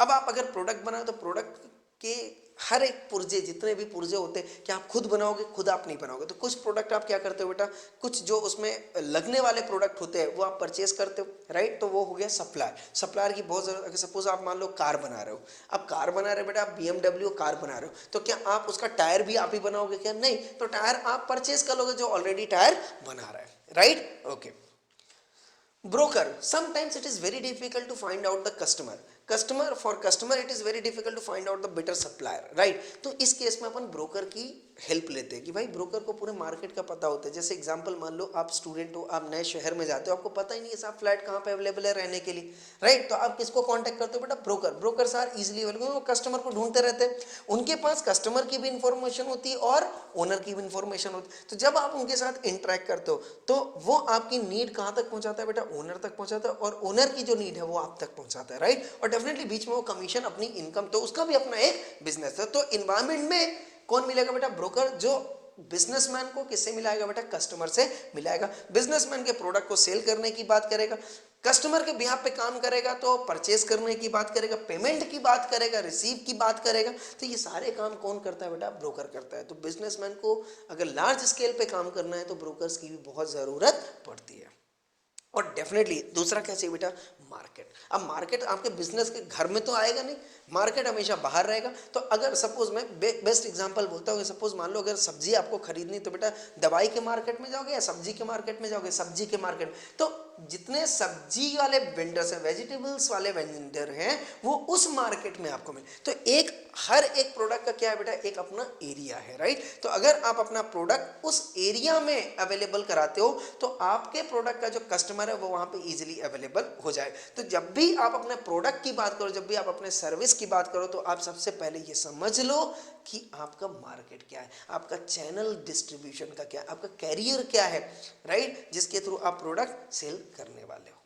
क्लियर और नॉट क्लियर बेटा? यस। तो this is the basic understanding between what business and environment. But बेटा इन सब business को चलाने के लिए वेरी वेरी इंपॉर्टेंट अपने को क्या चाहिए बेटा? पॉलिसी चाहिए। क्या चाहिए अपने को? पॉलिसी चाहिए। अब बिजनेस तो मैंने आपको बता दिया बेटा, एंटरटेनमेंट इंडस्ट्री, राइट। तो अब अगर ये एंटरटेनमेंट इंडस्ट्री आपको चलानी है, आनंद का व्यापार करना है, तो पॉलिसी क्या होनी चाहिए? इतना तो आप पक्का तय कर लो बेटा, पॉलिसी वो होनी चाहिए जो आपके बिजनेस में चार चांद लगा दे, राइट। आपको इतना मुनाफा दे, इतना, यही आप पॉलिसी लगाओगे, बिल्कुल। तो पॉलिसी होना क्या चाहिए बेटा? यहां पे पॉलिसी हमने बनाया नो नॉलेज, ज्ञान नहीं बांटने का। एंटरटेनमेंट की बात करें, देखो एक बार सलमान खान का मैंने इंटरव्यू सुना था, बोले साहब मैं तो कॉमर्शियल हूं, मैं तो यहाँ पे आनंद का व्यापार करता हूं, मेरे को ज्ञानवान से मतलब ही नहीं है। अगर थिएटर में बैठा हुआ ऑडियंस खुश हो रहा है, ताली बजा रहा है, तो मेरा प्रोडक्ट सही है। ज्ञान में कुछ भी बांटू, ज्ञान बांटू भी नहीं, मेरे को चलेगा, ऑडियंस क्या होनी चाहिए? मेरी खुश होनी चाहिए। तो अपना एक पर्पस होना चाहिए। पॉलिसी क्या बनेगी? समझ में आ गया क्या? एंटरटेनमेंट अगर आप इंडस्ट्री में हो तो पॉलिसी क्या होना चाहिए बेटा? Only entertainment, entertainment, entertainment, nothing. उसके लिए आपको जो भी करना पड़े करो। आ रहा है बात समझ? वहां पे आप एथिक्स काम नहीं करेंगे, स्पिरिचुअलिटी काम नहीं करेंगे, क्योंकि आपने अपना ऑब्जेक्ट क्या बना हुआ है बेटा? कि मुझे आनंद बांटना, इंजॉय बांटना। तो इंजॉय बांटने के लिए फिर आपको डांस करना पड़ेगा, कैबरे भी करवाना पड़ेगा, राइट, आइटम सॉन्ग भी लाने पड़ेंगे, थ्रिलर भी लाना पड़ेगा, एक्शन भी लाना पड़ेगा, सस्पेंस भी लाना पड़ेगा, हर चीजें आपको वो करनी पड़ेंगी। भले आपको उसका कल्चर, आपको वो चीजें आपके खुद के डिसिप्लिन इजाजत दे या नहीं दे, बट अगर आप एंटरटेनमेंट की बात करें और बहुत सारे कॉम्पिटिटर हैं वहां पे, तो आपको यूनिक देना ही पड़ेगा। दूसरी साइड में अगर एजुकेशन इंडस्ट्री की बात करता हूं, अब बताओ यहां पे नो एंटरटेनमेंट, ओनली नॉलेज, एक का हो सकता है।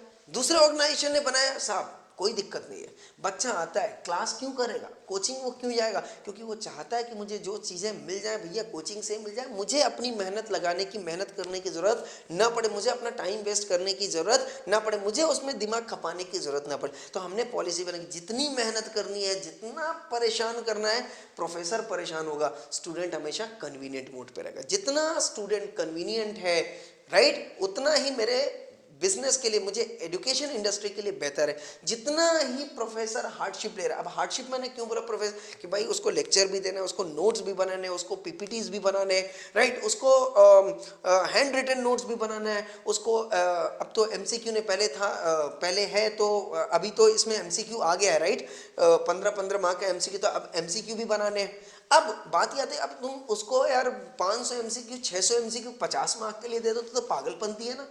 तो ये टीचर की जिम्मेदारी है कि उसको एमसीक्यू कितना देना, कितना पढ़ना चाहिए उसको 50 मार्क्स के लिए, कितना उसको लोड देना चाहिए, ये भी थिंकिंग अपने को करना चाहिए। तो अननेसेसरी अगर हम स्ट्रेस देंगे बच्चे को, भाई तो अब तो सारा एमसीक्यू 500-600 एमसीक्यू पढ़ डाल, भाई साहब ये गलत है, राइट। तो hardship for professor and students convenience, ये हमारा जो है पॉलिसी है।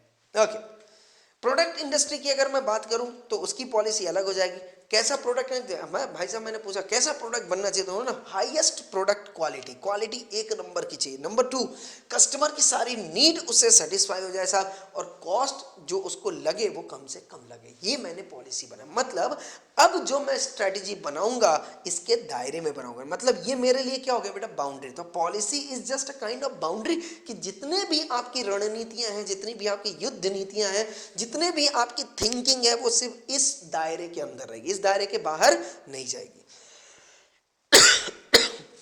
सर्विस इंडस्ट्री की मैं बात करूं, राइट, सर्विस इंडस्ट्री में मैं बात करता हूं जहां पे आप सेवा का व्यवसाय कर रहे हो, तो delivery of service with in the time. आप देखो बेस्ट एग्जांपल मैं देता हूं, यहाँ पे पिज़्ज़ा हट हो गया, मैकडोनल्ड्स हो गया, राइट। मैकडोनल्ड्स ने तो एक समय पर अपनी पॉलिसी बनाई थी भाई साहब कि अगर 1 सेकंड से 2 सेकंड से भी अपनी डिलीवरी लेट हो गई, आपको साहब हम अपने जेब से, एम्प्लॉय के जेब से, जो डिलीवरी करने जा रहा है एम्प्लॉय, उसके जेब से आपको एक पेप्सी या कोका कोला फ्री मिलेगा। This is the policy. क्यों साहब? क्योंकि ये स्ट्रेटेजी, ये स्ट्रेटेजी थी किसको बचाने के लिए? पॉलिसी को। पॉलिसी का मतलब क्या था बेटा? Delivery of service with in the time. Medical industry में दवाइयों का व्यवसाय करना है तो भाई साहब दवाई क्या एक्सपायरी वाली डालोगे? नहीं साहब, इफेक्टिव होनी चाहिए, राइट, असरदार होनी चाहिए। एक्सपायरी डेट वहां पे मेंशन हो, बिना एक्सपायरी डेट की कोई भी दवाई मार्केट में लॉन्च नहीं होगी, हमारा पॉलिसी था। Okay. Yoga and gym industry, अगर स्वास्थ्य की बात करें वहां की पॉलिसी, क्या सबकी पॉलिसी सेम है बेटा? नहीं, according to the nature and type of the business क्या पॉलिसी भी चेंज हो जाएगी। यस। तो रिस्पेक्ट योर कस्टमर, राइट। अब योगा है, जिम है, स्वास्थ्य की बात होती है, वहां पे फिजिकल टच होते हैं, तो समटाइम्स अगर आप गैर जिम्मेदार तरीके से या अगर आप किसी भी तरीके का इनडिसिप्लिन लाओगे, राइट, तो अगर वहाँ पे जो आपका क्लाइंट है, जो कस्टमर, वो अनकंफर्टेबल हो गया, से ट्रेनर अगर लड़का है और जो ट्रेनी है वो लड़की है, और अगर लड़के ने लड़की से मिसबिहेव किया तो फिर तो सब खत्म हो गया ना सर। तो वहाँ पे पॉलिसी बनाया गया, क्या पॉलिसी बनाया गया कि maintain your discipline, maintain your etiquettes, maintain your behaviour, ये पॉलिसी बनाई गई। अगर चीजें टूटेंगी तो फिर सारी स्ट्रेटजीज आपकी बर्बाद हो जाएंगी। तो उसके लिए हमने पॉलिसी बनाया, रिस्पेक्ट योर कस्टमर, आप उनको सर या मैम कह के संबोधित करो। Number 2, don't have nonsense things, right, आप उनके साथ फालतू के मजाक, फालतू की बकवास या इधर उधर की बातें आप नहीं करो। स्टिक टू योर एक्ट रहो, जो आपको ट्रेनिंग देना आप ट्रेनिंग दो, बात खत्म। Don't force customer for personal training. बहुत बार होता है, मेरा पर्सनल एक्सपीरियंस है, जब भी मैं जिम, अरे भाई मेरे को सारी चीज़ें आती है, मैं खुद कर लेता हूँ, मैं अननेसेसरी चीज़ें क्यों लूँ, राइट। तो उनका बिहेवियर जो है वो चेंज हो जाएगा। अरे यार ये तो पर्सनल ट्रेनिंग नहीं लेता है, इसके साथ ज़्यादा थोड़ा सा रूड बिहेवियर रखो, एटीट्यूड दिखाओ ईगो में, तो वहाँ पे जो आपका कस्टमर है वो अनकंफर्टेबल हो जाता है। तो पॉलिसी हमेशा ऐसी रखो कि भले ही आपको अर्निंग हो रही हो या, अच्छा अब देखो ये मॉल की अगर मैं बात करूँ, तो ऐसा अगर वो फोर्स कर दे आपको, सोचो ना, ऐसा पॉलिसी बना दे कि once you enter into mall, आप कुछ भी हो, 2 रुपए की चीज हो आप खरीद के जाओ, देखो क्या कस्टमर का जो क्राउड है वो खत्म हो जाएगा, वहां से बिल्कुल खत्म हो जाएगा। तो ये पॉलिसी वहां पे बना दी कि भाई साहब फ्री एंट्री फ्री एग्जिट है, किसी को भी फोर्स नहीं किया जाएगा कि आपको ये सामान परचेज करना है। शो ऑफ में सारे सामान डिस्प्ले में लगे हुए, जिसको मन में आएगा वो खरीदेगा, जिसको मन में आएगा वो नहीं खरीदेगा साहब। तो वहां पे किसी को फोर्स करने की जरूरत नहीं है, राइट। बेटर डाइट सजेशन होना चाहिए कि ऐसा नहीं कि वो बंदा आ रहा है तो अब आप उसे कुछ भी आप सजेशन ही नहीं दो। अब अगर आप उसे डाइट सजेशन नहीं दोगे तो कितना भी मेहनत करो उसको लगेगा रिजल्ट ही नहीं आ रहा, वो छोड़ देगा। तो वहां पे एक पॉलिसी बनी कि भाई कोई भी कस्टमर है आप उसको पहले दिन ही प्रॉपर तरीके से एक वर्कआउट प्लान बना के दो और उसे डाइट सजेस्ट करके दो, करे या नहीं करे doesn't matter, but this is our responsibility, ये सारी चीजें हमें उसे करनी चाहिए, राइट। एंड योगा के केस में अगर आप योगा सिखाते हो तो some kind of pranayama, some kind of spiritual activities must be conducted in the premise. तो इस तरीके से जो है अगर आप ऐसी पॉलिसीज लाओगे ना बेटा, तो आपका डेफिनेटली जो बिजनेस है वो बहुत ही हाई लेवल पे जाएगा। प्रोस्टिट्यूशन की बात कर दिया भाई यहाँ पे, राइट। तो इसके लिए तो अगर आप ये बिजनेस में इन्वॉल्व हो, दो इट इज इलीगल, दो it is not acceptable in the society, but फिर भी आप देखो ये बिजनेस चल रहा है, राइट। बट अगर आप इस बिजनेस को, इस इंडस्ट्री को बाकी सारे इंडस्ट्री की तरह समझोगे और आप उसे अगर यहाँ पे कंडक्ट करने की कोशिश करोगे तो पूरा का पूरा इन्वायरमेंट खराब हो जाएगा, पूरे सिस्टम डिस्टर्ब हो जाएंगी। इसलिए अगर सरकार बोलती कि ठीक है भाई इसे बैन नहीं करना चाहिए, अगर इसे सर्कुलेशन में लाना चाहिए तो इसे काम करने का, इसके करने का जो तरीका है, इसकी जो पॉलिसीज है अलग होनी चाहिए। तो इन्हें देखो यहाँ पे पॉलिसीज बनाई, apart from social culture, don't involve children, don't force adult women, night time होना चाहिए, no advertisement, police guidelines required. अब सोचिए इसका एडवर्टीजमेंट अगर लोग कर रहे हैं, अब जब बाकी सारे जो बिजनेस है उनका लोग एडवर्टीजमेंट करते हैं, तो क्या इसका भी एडवर्टीजमेंट करना चाहिए? नहीं, तो इसका पॉलिसी जो है वो अलग होगा। टेररिज्म का बिजनेस है, पोल्यूशन कंट्रोल का बिजनेस है, उसका अलग होएगा, राइट। ट्रांसपोर्टेशन का तो खैर ठीक है। फैशन इंडस्ट्री डेफिनेटली ये बिजनेस अलग है तो इसकी पॉलिसी अलग होनी चाहिए, right. Political industry yes, political industry की अगर मैं बात करूँ तो इसके पॉलिसीज अलग हैं, न्यूज़ इंडस्ट्री है पॉलिसी अलग है। कभी यहाँ पे एक इंपॉर्टेंट पॉलिसी होनी चाहिए, never share news without taking prior approval of the parties. तो अगर कोई पार्टी आपको इंफॉर्मेशन दे रही है तो you must be ensure that without taking prior permission आप उनके इंफॉर्मेशन को कभी भी डिस्क्लोज ना करें, राइट। अच्छा, न्यूज इंडस्ट्री में दूसरी पॉलिसी है, एक और बढ़िया policy as per IT act आता है कि आप किसी की मॉडेस्टी को अफेक्ट मत करो। जैसे सपोज किसी रेप केस हो गया, राइट, अब रेप केस हो गया तो आप इंफॉर्मेशन दो, न्यूज़ दो, बट डजेंट मैटर, मतलब डजेंट मीन दैट कि आप उस लड़की की जो मॉडेस्टी आप अफेक्ट करोगे, उसके आप चेहरे को दिखाओगे, आप उसके बदन को दिखाओगे, that is very wrong, it is against the public policy, right. अगर आप ऐसा करते हो तो as per Indian penal code, as per IT act, information technology act, there is a rigorous imprisonment of 7 years, right.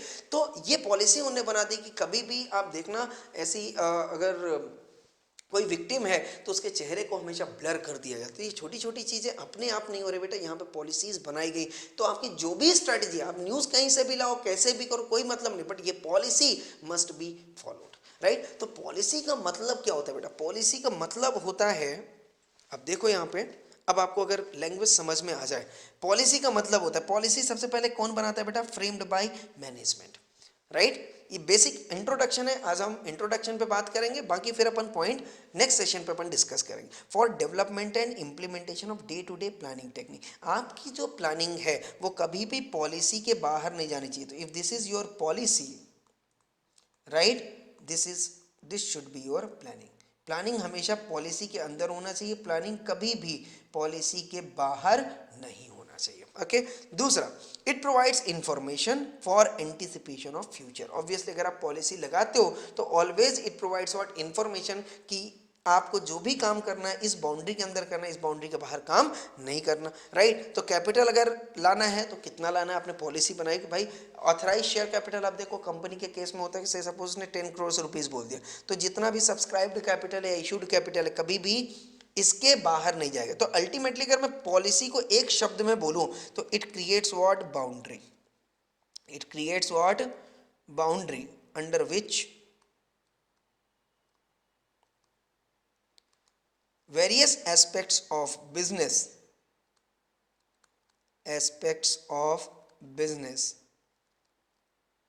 will be carried out. Yes, यहाँ तक clear हो? Okay. It replaces long term planning into strategic planning. Obviously long term planning मतलब क्या हो गया बेटा? जो आपने बिजनेस अगर आप रन करते हो, सोचो आप 1-2 साल के लिए करते हो, नहीं, आप चाहते हो कि गोइंग कंसर्न बेसिस पे से 20 to 25 ईयर्स, तो 20 to 25 ईयर्स तक आपको क्या करना है? आपने एक प्लान बनाया होगी, हाँ भाई मेरे को प्रॉफिट चाहिए, तो आप प्रॉफिट कैसे चाहिए? स्ट्रेटेजिक प्लानिंग मतलब होगी how to earn profit, how to earn profit, how to earn goodwill, to earn goodwill. कैसा होना चाहिए बेटा? स्ट्रेटेजिक, मतलब step to step.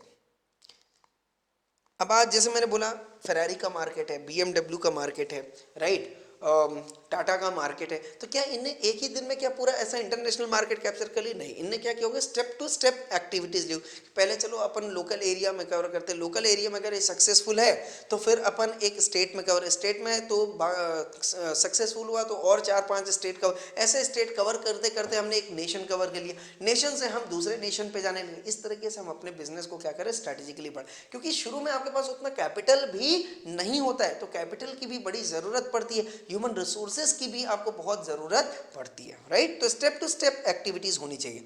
It enables the person to handle the rules and risk. Very very important बेटा, अगर आपने policy बनाई हुई है, राइट, मैंने जैसे बताया, क्या बताया कि प्रोफेसर के लिए हार्डशिप होना चाहिए, स्टूडेंट के लिए कन्वीनियंट होना चाहिए। तो ये प्रोफेसर की हार्डशिप ने क्या प्रोफेसर को रोल्स एंड रिस्पॉन्सिबिलिटीज दे दी? बिल्कुल दे दी, कि भाई आपको नोट्स भी प्रिपेयर करना है, आपको पीपीटीज भी प्रिपेयर करना है, आपको चार्ट भी प्रिपेयर करना है, आपको लेक्चर भी प्रिपेयर करना है, आपको लेक्चर को पेनड्राइव में भी देना है, आपको बाकी लोगों के साथ कॉन्टैक्ट भी करना है, आपको स्टूडेंट्स की क्वेरी भी सॉल्व करनी। तो ये जो हमने पॉलिसी बनाई थी, definitely provides roles and responsibilities. क्या ये गाइडेंस प्रोवाइड करता है? यस, बोलते हैं साहब ये पॉलिसी के बाहर नहीं जाने का, पॉलिसी के अंदर, तो ये स्ट्रेटजी आपकी सुटेबल हो सकती है, ये स्ट्रेटजी सुटेबल नहीं हो सकती। तो डेफिनेटली ये गाइडेंस और डायरेक्शन भी प्रोवाइड करती है, and it basically provides what framework for understanding the strategic decision making. कौन सा डिसीजन किस टाइम पे लेना है, कितना डिसीजन लेना है, किसके लिए डिसीजन लेना है, ये सारी चीजें कौन बताएगा बेटा? पॉलिसी बताएगा। तो अगर कोई भी डिसीजन आपका इन फेवर ऑफ पॉलिसी है, you can take the decision, but अगर आपका डिसीजन जो है अगेंस्ट द पॉलिसी है, वो इंप्लीमेंट नहीं होगा। एग्जाम्पल मैं आपको बोलता हूं, से सपोज रतन टाटा ने एक पॉलिसी बनाई, pollution control policy, pollution control policy, right. अब उनने एक सपोज मान लो व्हीकल बनाया, उसके वो व्हीकल जो था वो बहुत ज़्यादा पॉल्यूशन क्रिएट कर रहा था। तो बताओ जरा, ऐसे व्हीकल को लॉन्च करना चाहिए कि नहीं? क्योंकि उनको पता था कि फ्यूचर में ये परेशान करेगा, फ्यूचर में गवर्नमेंट इस पे ऑब्जेक्शंस डालेंगे, तो इस पे मैं इतना खर्चा कर दूं, कैपिटल लगा दूं, बाद में मुझे रेवेन्यू ना मिले, बेहतर है इस प्रोजेक्ट को अभी ही अबंडन कर दूं, राइट। तो ये हमेशा फ्रेमवर्क प्रोवाइड करता है कि डिसीजन लेना है, कैसे डिसीजन लेना है, कब डिसीजन लेना है, क्या डिसीजन लेना है, फेवर में है या अगेंस्ट में है।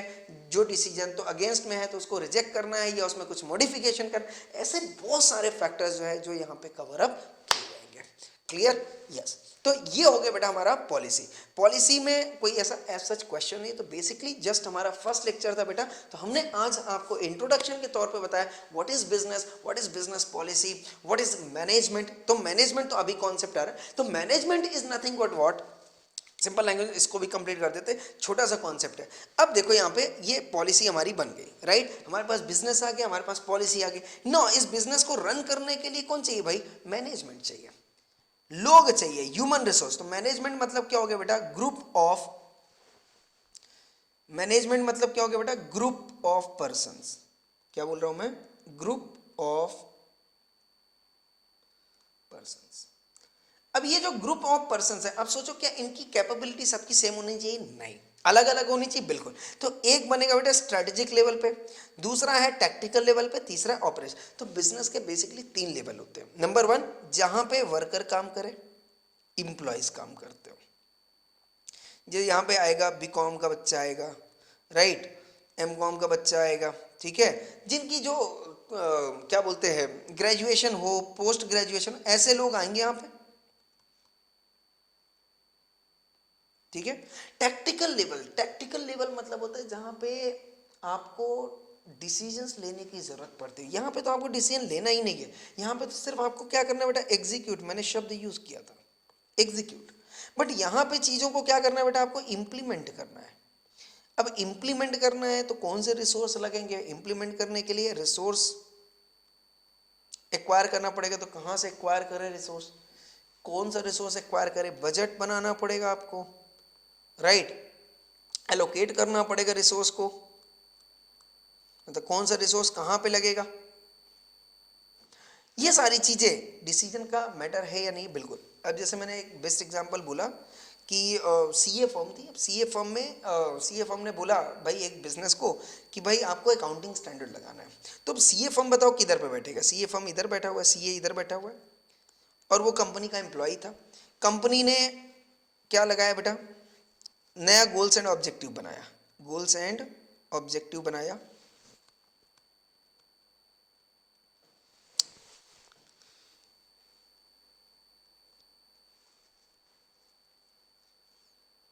गोल्स एंड ऑब्जेक्टिव बनाया। क्या गोल्स एंड ऑब्जेक्टिव बनाया? कि हम यहां पे अब एक प्रॉपर इंटरनेशनल अकाउंटिंग स्टैंडर्ड लाएंगे, अकाउंटिंग स्टैंडर्ड लाएंगे। तो इनने क्या किया बेटा? इनने क्या किया? नई चीज लाई, नए गोल्स, नए ऑब्जेक्टिव, चीजों को लाया। बट लाना ही सफिशिएंट नहीं है। मैंने क्या बोला साहब? यहां पे क्या होना चाहिए बेटा? उसको इंप्लीमेंट होना चाहिए। तो अब इसको अगर इंप्लीमेंट करना है तो लोगों की जरूरत पड़ेगी, रिसोर्स चाहिए होगा, पैसा चाहिए होगा, बजट चाहिए होगा, राइट। अब दूसरा आएगा बेटा यहाँ पे फंडामेंटल कॉन्सेप्ट, जो अकाउंटिंग स्टैंडर्ड, अकाउंटिंग स्टैंडर्ड की इम्प्लीकेशंस कैसे होगा, तो उसको पढ़ना पड़ेगा, लोगों को लाना पड़ेगा, इंटेलेक्चुअल टीम बनेगी। तो ये सब क्या चलेगा बेटा? टैक्टिकल लेवल पे। और स्ट्रेटेजिक लेवल पे क्या होता है? समथिंग न्यू, मुझे क्या ऑर्गेनाइजेशन में लाना है, जिसको हम बोलते हैं बेटा फॉर्मुलेशन। क्या सेलेक्ट करना है, right, out of the alternatives available, formulate करना, राइट। नंबर 2, जो फॉर्मुलेट हो गया उसको इंप्लीमेंट करना, और जो अब इंप्लीमेंट हो गया तो उसको अब काम में लाना। दैट इज 3 चीजें होती है बेटा, formulation, implementation and execution. Formulation कौन करता है बेटा, ध्यान से, जो बड़े लोग होते हैं, एमडी, सीईओ, डायरेक्टर, ये बड़े लोग हैं।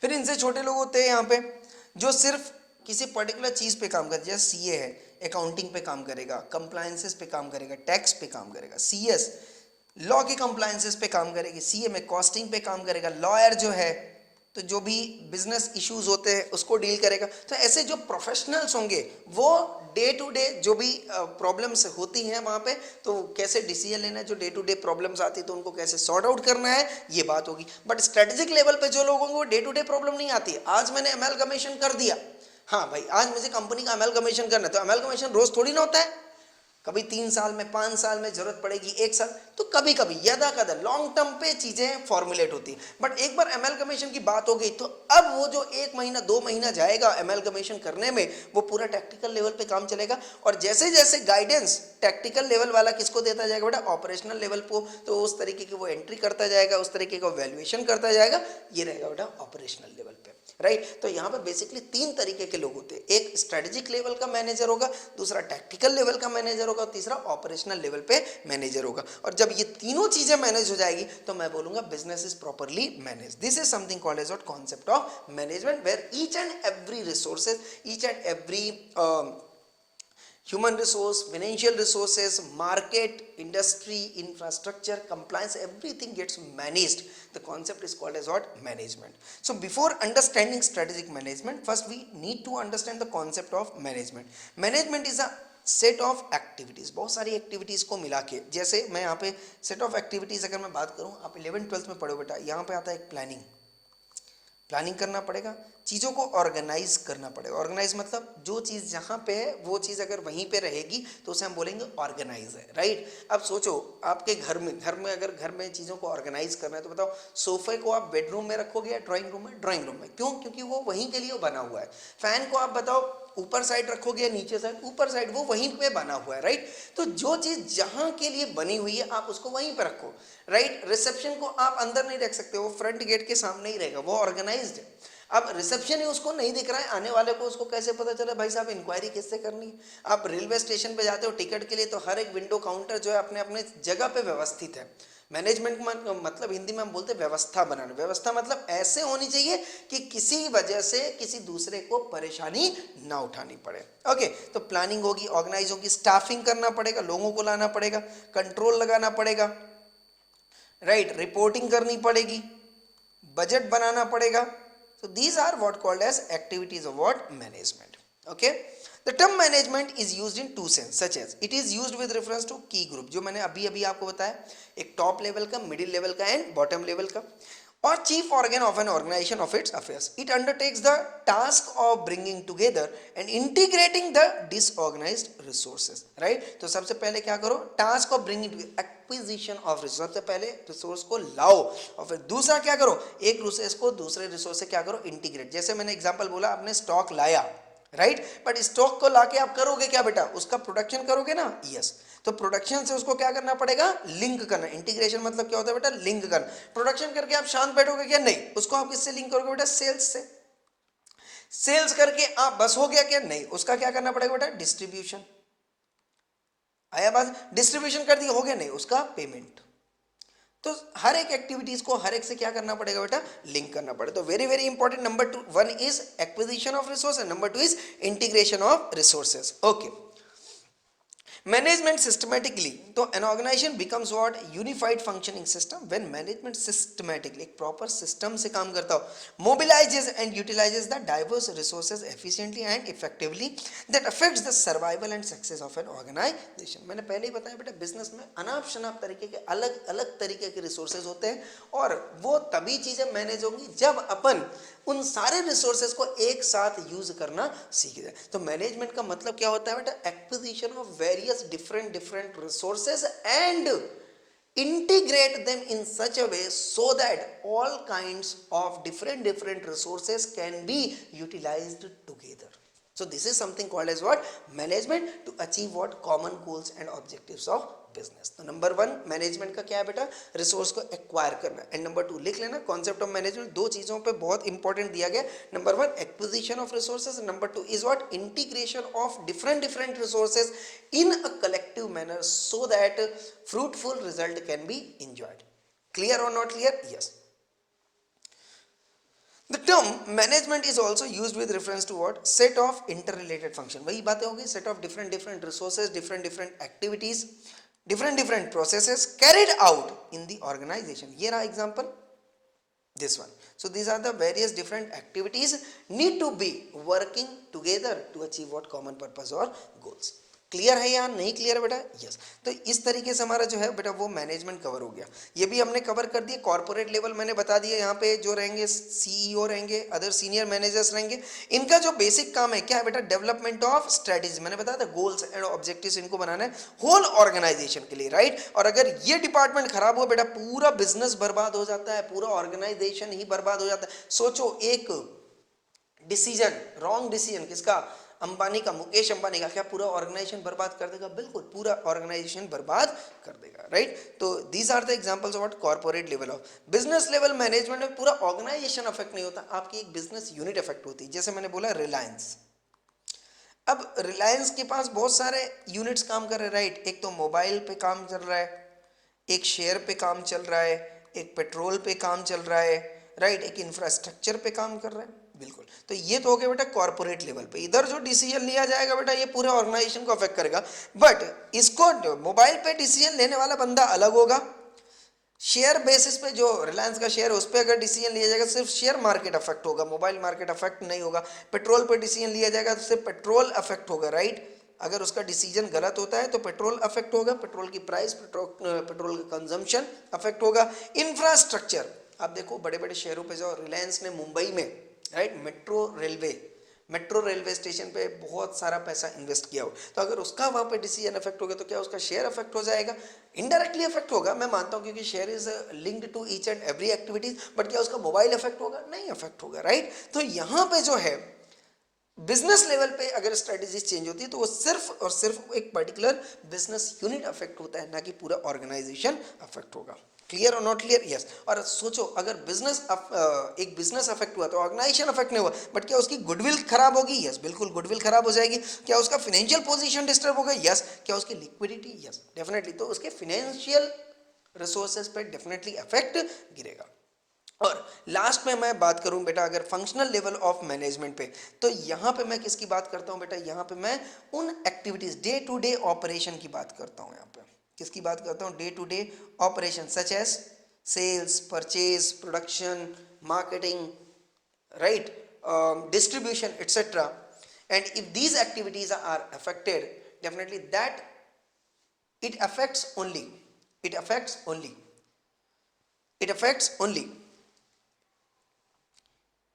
affects only efficiency and effectiveness। efficiency and effectiveness of operation। efficiency का मतलब होता है बेटा टाइम। तो अगर आपको ऑपरेशन गलत तरीके से एग्जीक्यूट हुआ तो टाइम कंज्यूमिंग हो सकता है, राइट। और इफेक्टिवनेस मतलब होता है बेटा कंप्लीटनेस। तो ऑपरेशन वो जो सारे होंगे वो हो सकता है इनकम्प्लीट रह जाए। तो अगर यहाँ पे प्रॉब्लम आएगी तो एफिशिएंसी इफेक्टिवनेस अफेक्ट होगा। यहाँ पे अगर प्रॉब्लम आएगा तो बेटा फाइनेंशियल पोजीशन, पैसा अफेक्ट होगा। क्या अफेक्ट होगा बेटा? पैसा अफेक्ट होगा। यहाँ पे आएगा तो जल्दी बोलो फट से, यहाँ पे आया तो पूरा ऑर्गेनाइजेशन अफेक्ट हो जाएगा। यहाँ पे आएगा तो पैसा और गुडविल अफेक्ट होगा। और यहाँ पे अगर चीजें खराब हुई, कहाँ पे बेटा? फंक्शनल लेवल ऑफ मैनेजमेंट पे, तो एफिशिएंसी एंड इफेक्टिवनेस अफेक्ट होगा। क्लियर और नॉट? यही चीजें मैंने आपको EIS में भी बताया। एफिशिएंसी मतलब होता है टाइम, इफेक्टिवनेस मतलब होता है कंप्लीटनेस। तो इसी के साथ हमारा बेटा आज का लेक्चर कंप्लीट होता है। नेक्स्ट सेशन से हम डिस्कस करेंगे what is about strategic management. तब तक के लिए इजाजत दें, नमस्कार, thank you so much, thank you.